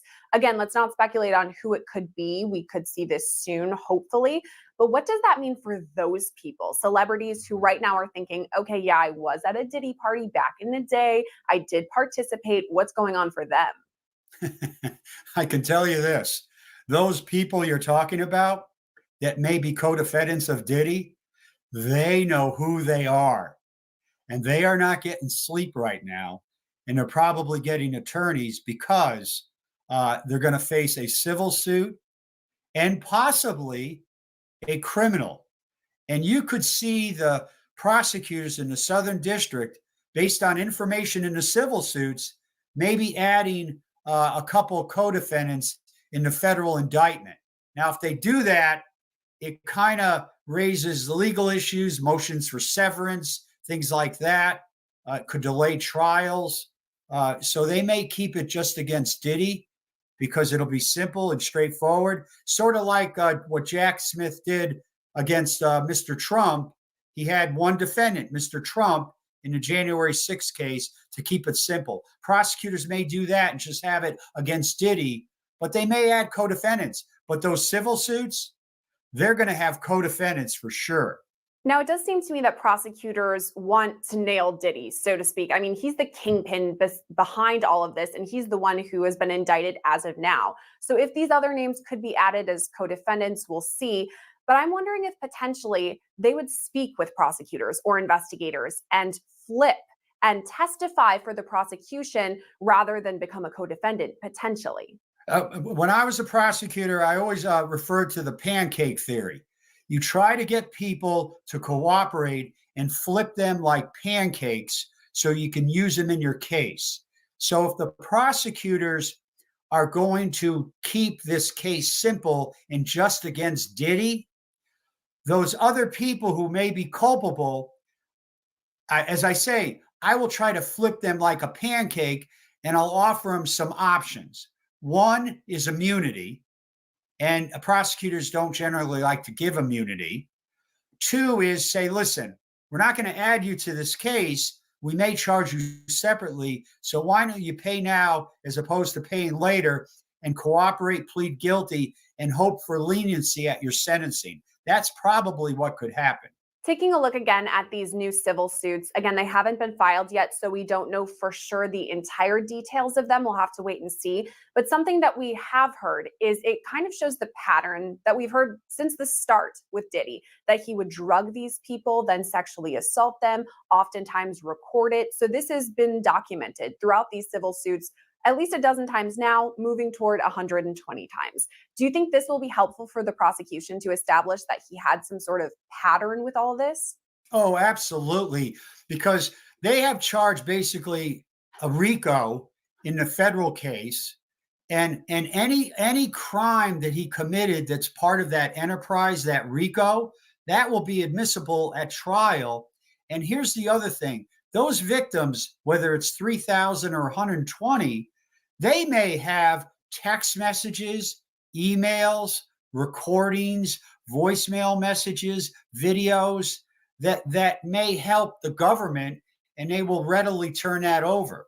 Again, it's just overwhelming, the number of accusers, now lawsuits.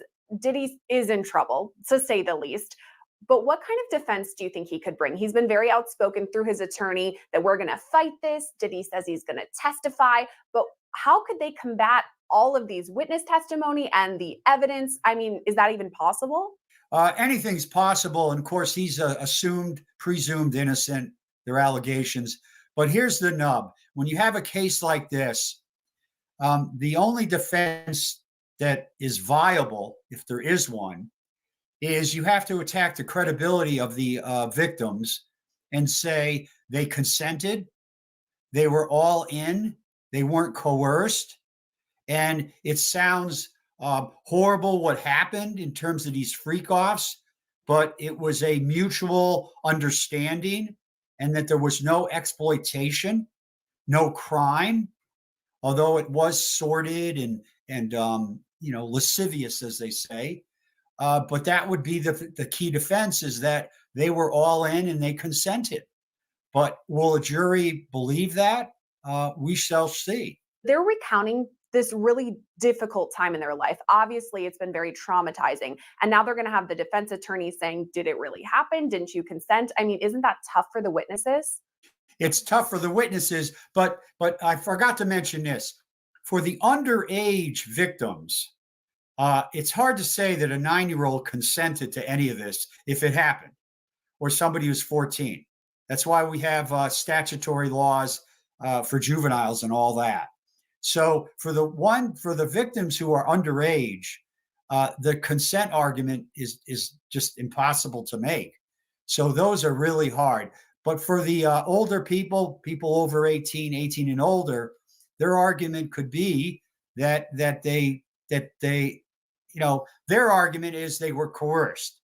His argument is it's consensual. So regardless of the defense or what the victim says, it's going to be a mess. But those witnesses will be very powerful for the government under the RICO statute. We're still super early on. Diddy wasn't even indicted a month ago, so still in the early stages. But do you have any sort of guess on a timeline, what things could look like? Sierra, I don't think there will be a trial in federal court in New York until probably 2026. It's definitely not occurring this year. It highly unlikely next year. The prosecutors will be lucky if the trial is in 2026. Following the news of these 120 new civil lawsuits, Diddy's team released a new statement saying, quote, as Mr. Combs' legal team has emphasized, he cannot address every meritless allegation in what has become a reckless media circus. That said, Mr. Combs emphatically and categorically denies as false and defamatory any claim that he sexually abused anyone, including minors. Diddy has pleaded not guilty to the federal charges against him and is due back in court on October 9th. For Law and Crime, I'm Sierra Gillespie.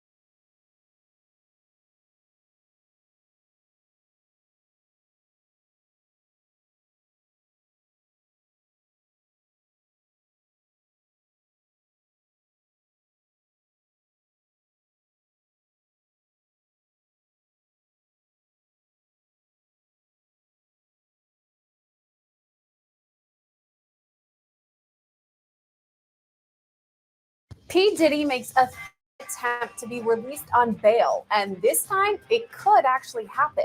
A new U.S. District Court judge has been appointed to the case, and now it's going to be up to him whether Diddy is released. Meanwhile, he's still behind bars in a Brooklyn jail that, according to his attorneys, has deplorable conditions. We're taking a closer look at Diddy's day-to-day life incarcerated and his road to a possible release with attorney Randy Kessler. I'm Sierra Gillespie, and this is Law and Crime News. 54-year-old Sean P. Diddy Combs is entering his fourth week behind bars, being held at the Metropolitan Detention Center in Brooklyn. It's a far cry from his lavish life and mansions in Miami and Los Angeles, but ironically, it was the evidence collected at those mansions that put Diddy in jail in the first place. Back in March, federal investigators raided Diddy's homes in Florida and California, collecting evidence in the federal case against him. We now have a better idea about what investigators were collecting, including multiple AR-15 rifles with the serial numbers removed, a drum magazine, and illegal drugs. But Diddy doesn't face any charges for possession of those items. Instead, it was the electronic evidence that led to Diddy's charges. On September 16th, he was indicted by a federal grand jury on charges of racketeering conspiracy, sex trafficking by force, fraud, or coercion, and transportation to engage in prostitution. A main topic discussed in this indictment was freak-offs, described as elaborate and produced sex performances that Combs arranged, directed, masturbated during, and often electronically recorded. And the government alleges these freak-offs were not consensual. The indictment lays out a pattern of abuse that Diddy would often follow, drugging or forcing the victims to drink alcohol that was oftentimes laced with something, sexually assaulting these victims, and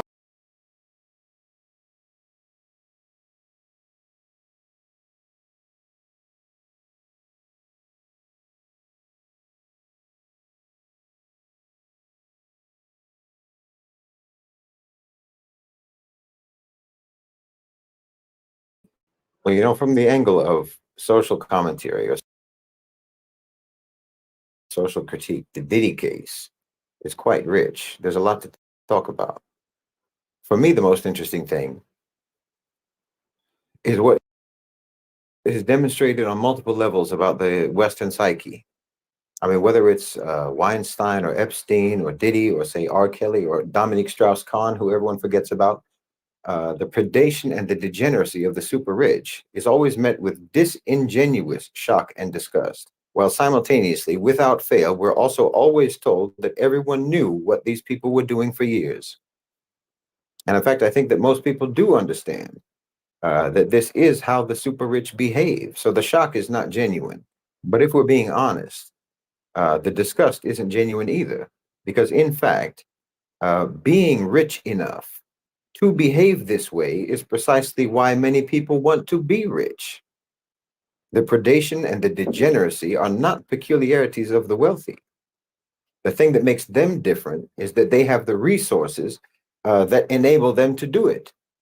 But for a very large percentage of people in the West, the only thing that's preventing them from behaving the same way is their comparative poverty, not their comparative piety. The rich are not necessarily any worse than the rest of the people morally. Their wealth just removes the constraints that restrict other people from being just as bad. I mean, if you look at popular entertainment, the sort of lifestyles that are promoted in popular entertainment and were promoted in the film and music industries by the likes of Weinstein and Diddy and R. Kelly and everyone else, that's the degenerate, debauched, hedonistic, anti-human, immoral lifestyle that they themselves were living and to which the consumers of that entertainment aspire. It's completely consistent with the mentality of colonizers and slave masters. The fantasy lifestyle for Westerners is brutal. It is to dominate, to humiliate, to exploit, abuse, subjugate, degrade, objectify, dehumanize, tyrannize, and enslave. That's the Western fantasy. It always was, and it is now, and they act upon it any chance they get. I mean, they'll prosecute these types of people, these select cases, only to absolve themselves. You know, they need to burn someone at the stake just to convince themselves that they're better than them, that they're more righteous and more moral than them, but they're not. Most of them are not. I mean, look at any music video, almost any music video, and tell me how it's not promoting the exact same lifestyle that you claim to hate Epstein and Weinstein and Diddy for. Meanwhile, those videos have hundreds of millions of views and hundreds of millions of likes, and you memorize the words of those songs. You have a problem. You can't reform yourselves. You can't reform and rehabilitate your so-called civilization by just prosecuting token offenders. Finding these people guilty doesn't make you innocent. When you made them rich and you made them famous on the very basis of the degenerate messaging that they promoted and that you devoured. You've endorsed it all along, and you endorse it now. You aspire to it then, and you aspire to it now. I mean, you literally have someone like Andrew Tate, who directly built his wealth through and for this very lifestyle, and by selling it to others, selling to others how they could do the same thing and have that same lifestyle. Because this is the Western male fantasy. I mean, think about it. Everybody in this case, in the Sean Combs case, everybody wants to know about the celebrities who were at those parties. No one wants to know about the nameless, faceless executives, the obscure, pasty old men for whom those parties were undoubtedly actually arranged in the first place. The celebrities were just the draw. They were the party favors provided for those anonymous owners and controllers of global financialized capital. But you want to know about the celebrities because even in your proclaimed disgust, you're still fantasizing. So I find the selective disgust to be performative. And that's actually useful. That's a useful thing to know about the Western psyche and how they respond when the crimes of their society get highlighted. Because yes, in my view, these are crimes of Western society because the individual crimes of someone like Diddy are reflective of the values and the aspirations of Western society itself. So when these crimes get highlighted, in other words, when for whatever reason, for any particular individual, these crimes are suddenly and selectively subject to accountability, there's a choir of hypocritical condemnation and outrage.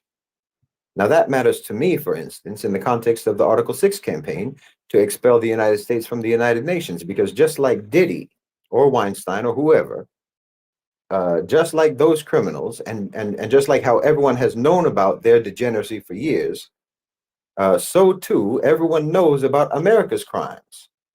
And just like with Diddy or with Weinstein, everyone is complicitly silent until the moment of accountability comes. Then they all rush to a microphone to distance themselves and disown the criminal with self-absolving condemnation. So this is why you might see France and the UK not veto Article 6 at the Security Council, because once we bring all the US violations to light in an official venue, not just in an essay or a book or a lecture or what have you, but actually in an official legal venue, violation after violation, crime after crime, human rights abuse after human rights abuse, stretching back for 8 decades, and call it out for what it is. Why France and the UK are likely to act just like every associate of Diddy or Weinstein or Epstein or any of these other degenerate predators, and race each other to the podium to condemn and distance themselves and exonerate themselves and try to salvage their own reputations and polish their own image and assure the world of how good they are, how law-abiding they are, how principled they are by throwing America under the bus. I mean, do you think that any of the European colonial powers were actually happy to watch the US take over their empires? No. France and the UK are both seething with bitterness and resentment and envy.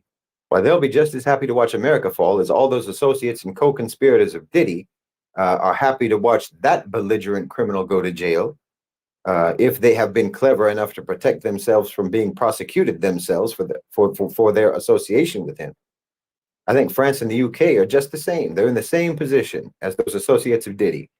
They won't veto Article 6 because it would too blatantly expose them as being part of the same criminal syndicate as America. It's like cutting a deal for immunity with prosecutors. This is why it's useful to understand the psyche, because frankly, it helps with analysis and strategizing, to understand the Western psyche, to know who you're dealing with and how they behave. I mean, there are actually so many facets to this story in terms of social critique.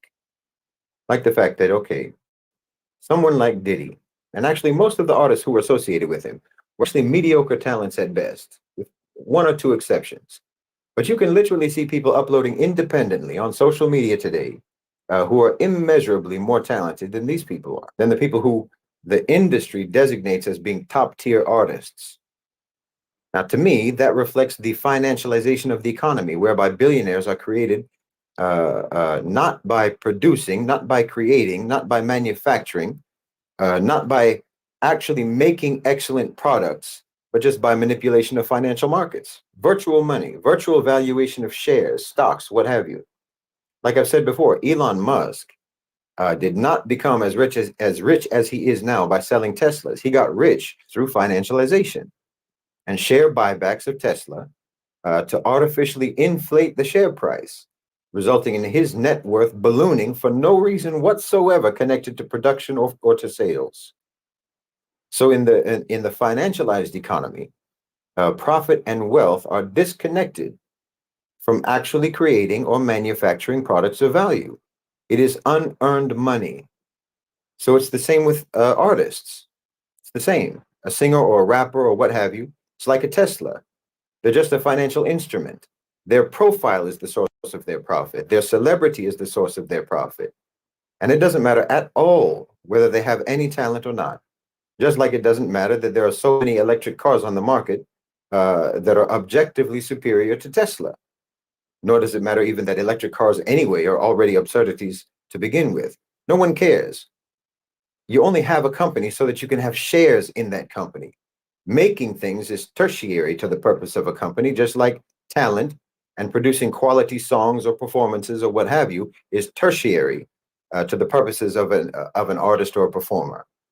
Entertainment and art have been financialized. So in other words, the people who are making the most money and who are running those sectors don't care even slightly about quality or producing anything of real artistic value.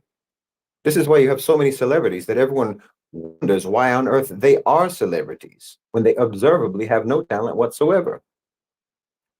I mean, the most obvious example, of course, is the Kardashians, who don't even pretend to have a talent. But I mean, you can find countless others among those people who the entertainment industry tells us are the most talented people in their field, but who are painfully mediocre in reality. Well, okay, this is in and of itself corruption. These are people who have built wealth without building value. So it's both corruption and immaturity. It's deceitful and parasitic, and it divorces reward from merit, from work, from discipline, from worth. It's getting without deserving. So you don't go through the development process as a person or as a society that you have to go through to actually deserve reward. That's the maturation process. that can actually make you appreciate the reward once you have earned it. It's the maturation process that gives you integrity. Because unearned reward is just the other side of the coin of unaccountability. You know, if you can have unearned reward, then you will also feel that you should not have earned punishment. These are the two sides of the same attitude. Because you gained your wealth and your fame and so on outside the traditional framework of merit, hard work, and talent. So you will also feel that you exist outside the framework of accountability in terms of your wrongdoing. You're someone for whom the rules do not apply, because if the rules applied, well, then you wouldn't even be rich and famous, because you don't deserve that and you haven't earned that by producing value. So you think that the rules don't apply either to your merit or to your demerit. This is very, very Western. So now you have people controlling incredibly influential cultural sectors who don't care in the least about producing quality. These people give you the soundtrack, the reference points, the lexicon, the standards, the style, the attitude, the perspective, the personality, the ambiance that pervades your whole society and culture. These degenerate, deranged, deceitful, diabolical people are like the cinematographers who set the framing of your view of the world.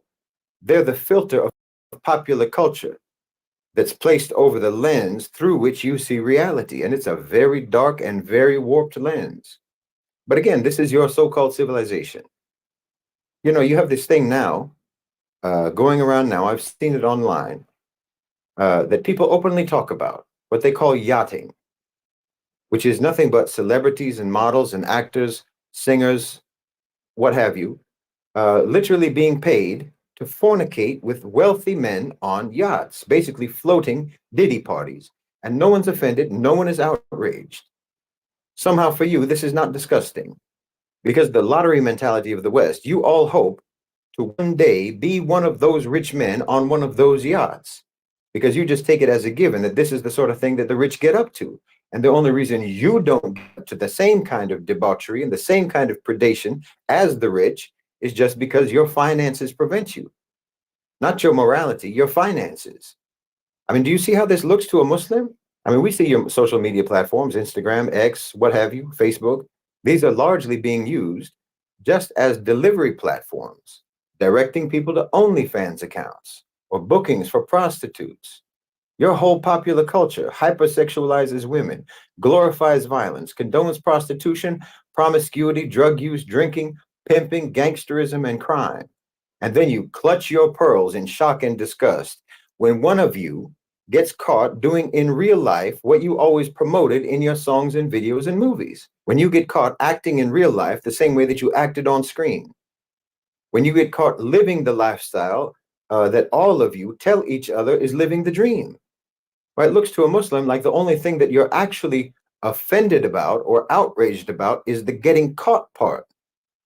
But then, like I said, you just use those opportunities as a chance to pretend to be disgusted by the behavior of people whom you made rich because they promoted that same behavior in their songs and movies and videos. I mean, why weren't you disgusted by it when it was put to a beat?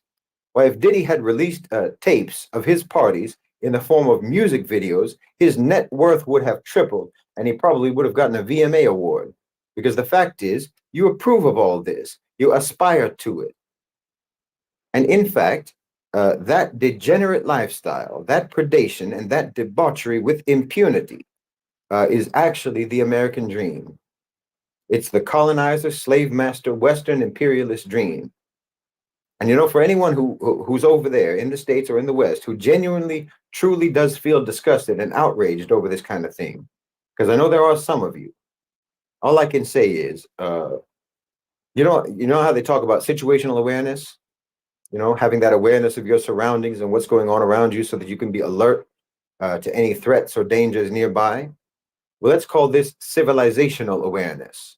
And just like someone who is oblivious to the threats and dangers around them on the street, you say that they have low situational awareness. Well, you have low civilizational awareness because you are truly walking around in a cloud of propaganda and indoctrination and obliviousness about the reality of the so-called civilization that you live in. You think that you're walking around in a park in the middle of a sunny afternoon surrounded by flowers and fuzzy animals, but you're actually in a dead-end alley at 3 in the morning in the pitch dark, and you're surrounded by psychopaths and serial killers. No, people like Epstein and Weinstein and Sean Combs are not anomalies. You're the anomaly. And in that predatory society, that makes you nothing but prey.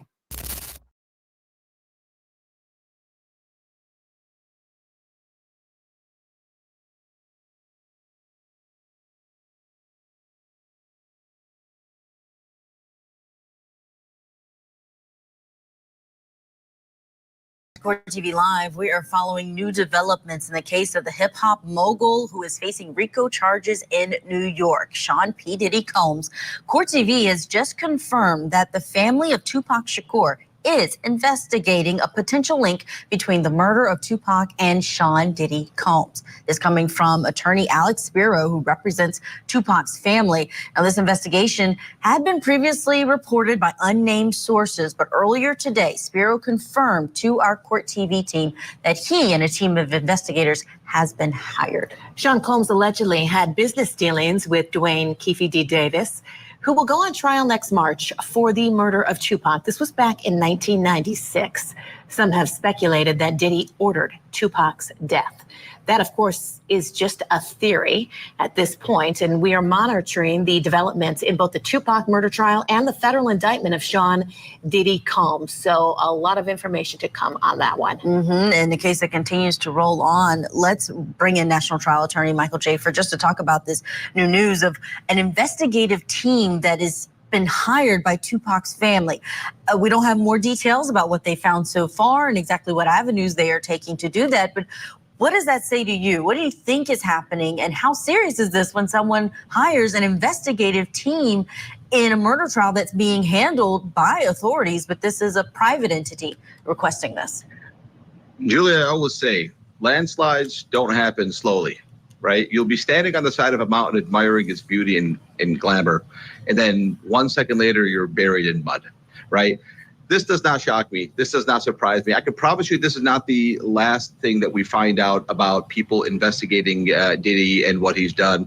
This is not the first. We know of an attorney now who represents hundreds of families who are suing him for, alleged, freak-offs and sexual misconduct. So what this tells me is that it's just a piling on. Pretty much people knew for decades what we're going to start finding out things that people have speculated on for decades, and they're just going to pile on because at the end of the day, how's he going to defend himself at this point?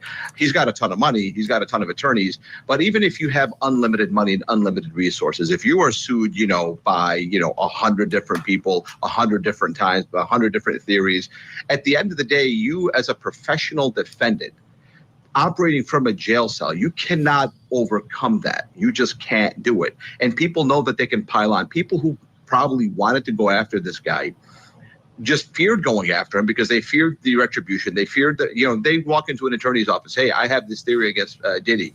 And the attorney would tell them, okay, do you have $1 million to pay me for me to waste my time, waste your money and go after him? No, I don't. Can you do it on contingency? No, I won't do it on contingency, because if I do it on contingency, he's going to spend millions of dollars to crush us, right? So that's exactly why these theories have been rebuffed. Right now, people now have, any attorney will jump up and say, yeah, I'll represent you. I'll sue Diddy. I'll be on the headlines. I'll sue Diddy for you tomorrow, right? Yeah, I'll do it on contingency. At the end of the day, that's what's happening. You're going to see many, many more instances of people coming up with theories against Diddy.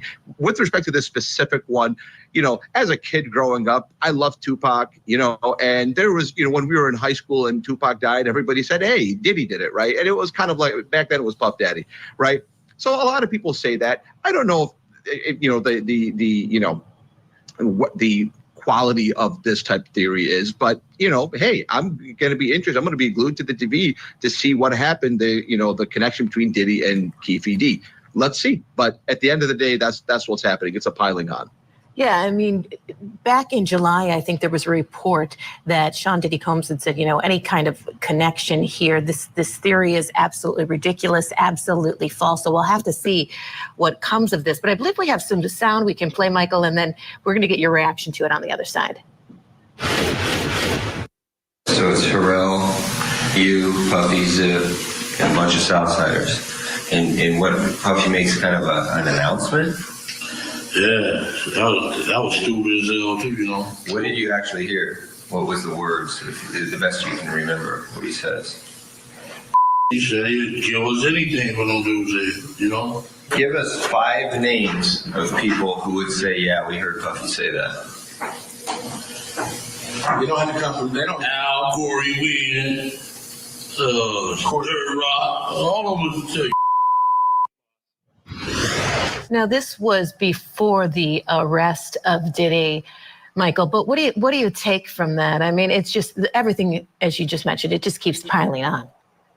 Yeah, this specific one, I'm very familiar with this exact case with this person. What you heard here was not credible, right? Even if it's true, it's just not credible. It's too old, it's too stale, it's not credible. What happens in that life is people will talk and talk, and this P Diddy has proven himself to be the type of person who wants attention and talks a lot. And how do you get attention? The way you bring attention, if you're this type of a person, is you bring up the names of people who are much bigger than you. They say you punch up, you don't punch down. He's not going to get attention if he says, "Hey, my friend here, my neighbor was the person who was behind, him, and these are the 5 people that helped me kill Diddy." No, to kill Tupac. No, he'll say Diddy did it.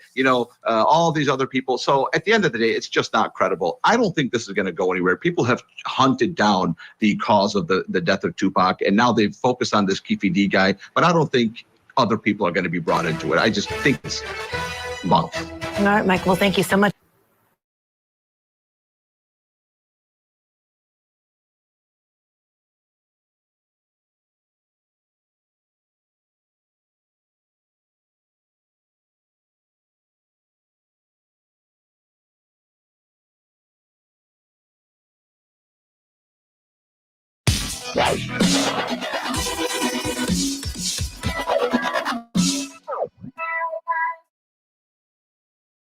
Hey everybody, I wanted to jump on here really quickly and give you the latest update on this Jaguar Wright and P Diddy situation. Now, according to Jag, there's been a $500,000 bounty put out on her, and she claims that Ray J was sent to lure her in, and the actual bounty itself was placed by Clive Davis and Diddy. Now, Jag has been going around for years saying that Ray J is the industry plug. Some people call them the pharmaceutical reps, the seller. You guys know what I'm talking about and what they're selling. She's saying that he's been the supplier, the GRUG supplier for people like Wendy Williams and Whitney Houston. She's dead. Ray J was the last person to see her alive. He let the drug dealer in, but she was sober, right? For years now, Jag has been insisting that something wasn't right about Whitney Houston's death. According to Jag, the medical examiner, Ed Winter, by the way, who happened to be the same medical examiner for Kim Porter, she said initially people thought that Whitney died of an overdose. But Ed Winter said there wasn't enough of anything in her system to take her life. Then she said that the public believed that Whitney drowned. But on the official autopsy report, it says that there wasn't enough water in the tub for her to drown, unless her head was submerged underwater, meaning something or someone had to hold her head underwater. She's also claiming that there was some type of fight between Clive Davis and Whitney Houston the night before, and Ray J and Bobby Christina were in attendance during this argument. She said she found it strange that Clive insisted that his party go on, even though Whitney was upstairs unalived.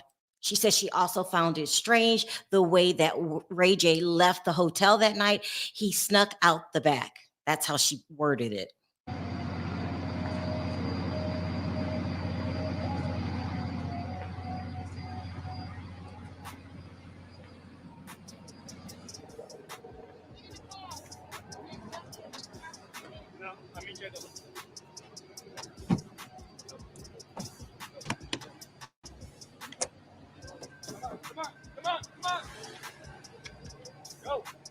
She would go on to say that she found it very strange that 3 years later, Bobby Christina, who was the only other person in the room when this argument took place, tragically lost her life to pneumonia.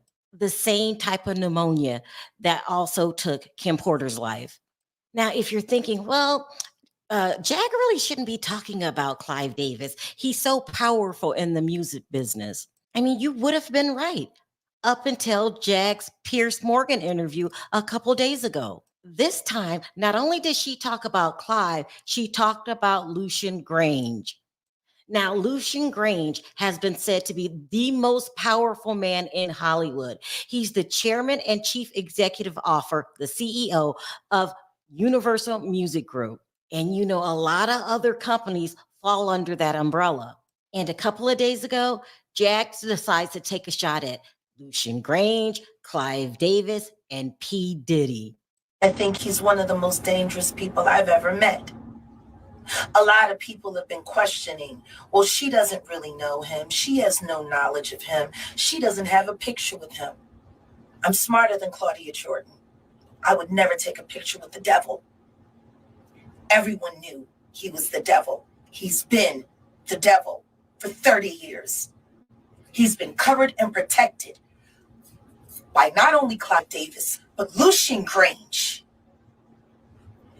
He was selected to be the demon that he is, to keep the culture in line so the industry could continue to, for all of its precious jewels.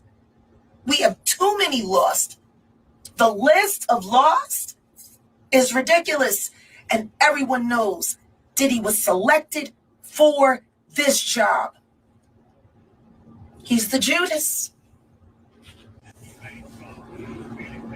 He has no choice. His ego and his drug addiction won't allow him to do anything different. Anybody who thinks he's not going to talk is crazy. The simple fact that he's not saying more now only means that the people who have been protecting him all along, who put him in position to be such a horror to the Black community, still find value in him. He's got everybody on tape. They all know it. It's a mess. Now, according to Jag, Clive Davis sends for Ray J to get a hold of Jag. And not only is he trying to get a hold of Jag, according to Jag, he was sent to deal with Raz B on off of Ray J a couple days ago. And in this conversation, Ray J was demanding that Raz B clean up the whole Chris Stokes touching on boys situation. Now, the public would have never known about this conversation if Raz B didn't post it. You do to rephrase that shit, Raz, like you got niggas that hit me every day, pussy, everybody, Jay-Z. Did he just say that Jay-Z and Diddy called him to be the cleanup man? I believe he did. You do to rephrase that shit, Raz, like you got niggas that hit me every day, pussy, everybody, Jay-Z, everybody calling. Done. I got you. I got you. I got you, Ray, and I need you to have me too, because I think I. It's like, damn, like you didn't even really have to picture the nigga. You know what I'm saying? Like you really didn't even have to mention the nigga. But I know what you were saying, though. You know what I'm saying? Nah, I respect you, Ray. Nah, I would never want to disrespect you, your mom, or your sister. But you know what I'm saying? You know what I'm saying? Like, whatever. But, and I talked to that. Guess who else I talked to tonight? Who? Talked to Marcus Houston tonight, nigga. What that nigga had to say? He was just like trying to eat and deny the shit, dog. Wow. He did not deny it, man. I didn't ask him for the truth, and he was like, just like, not saying it wasn't.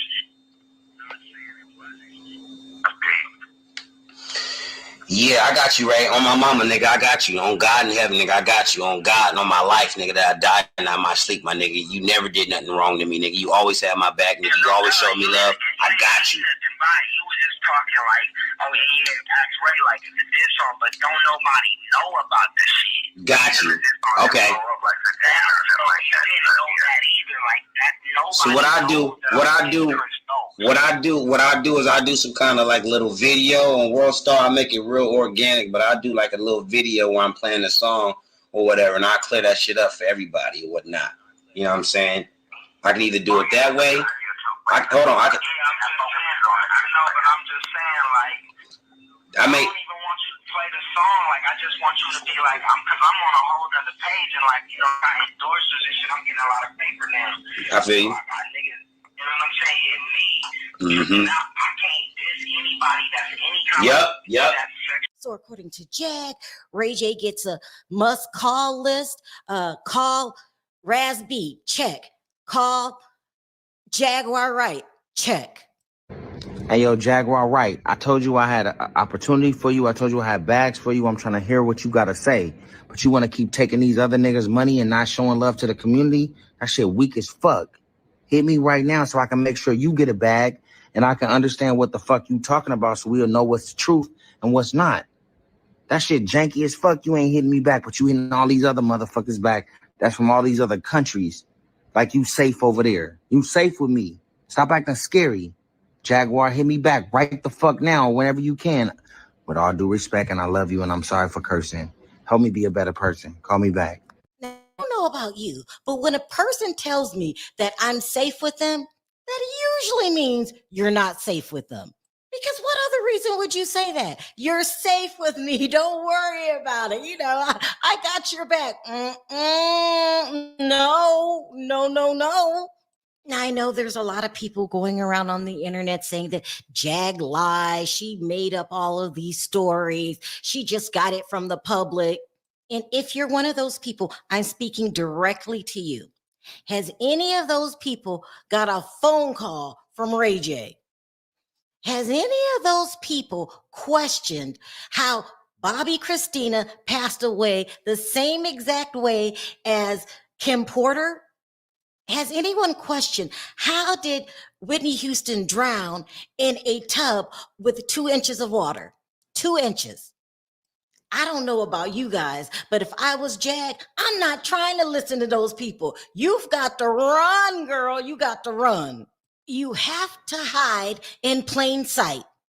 And if you want to know what does plain sight mean, I'm glad you asked. That means I have to stay on social media so everyone can track where I am and what I'm doing and to keep saying what I'm saying because you're already in knee deep. No. You're in all the way up neck deep. You have to keep going, being in the public every day so nobody realizes that you're missing. Then you have to go to some authority, okay, and tell them what you're telling us. Play them the tape of Ray J, because this is a big tape. You know, we got the feds involved. So you have to tell them what exactly is going on. Then I would sleep in a different place every night. You're used to going to different places every night. Remember you and your ex, y'all are all over the United States. I would sleep in a different place every night. But that's just me. We all think different. So what I want to know down in the comments section is, number 1, do you believe there's a bounty out on Jag? Number 2, if there is a bounty out on her, what should she do about it? Go figure. Follow me.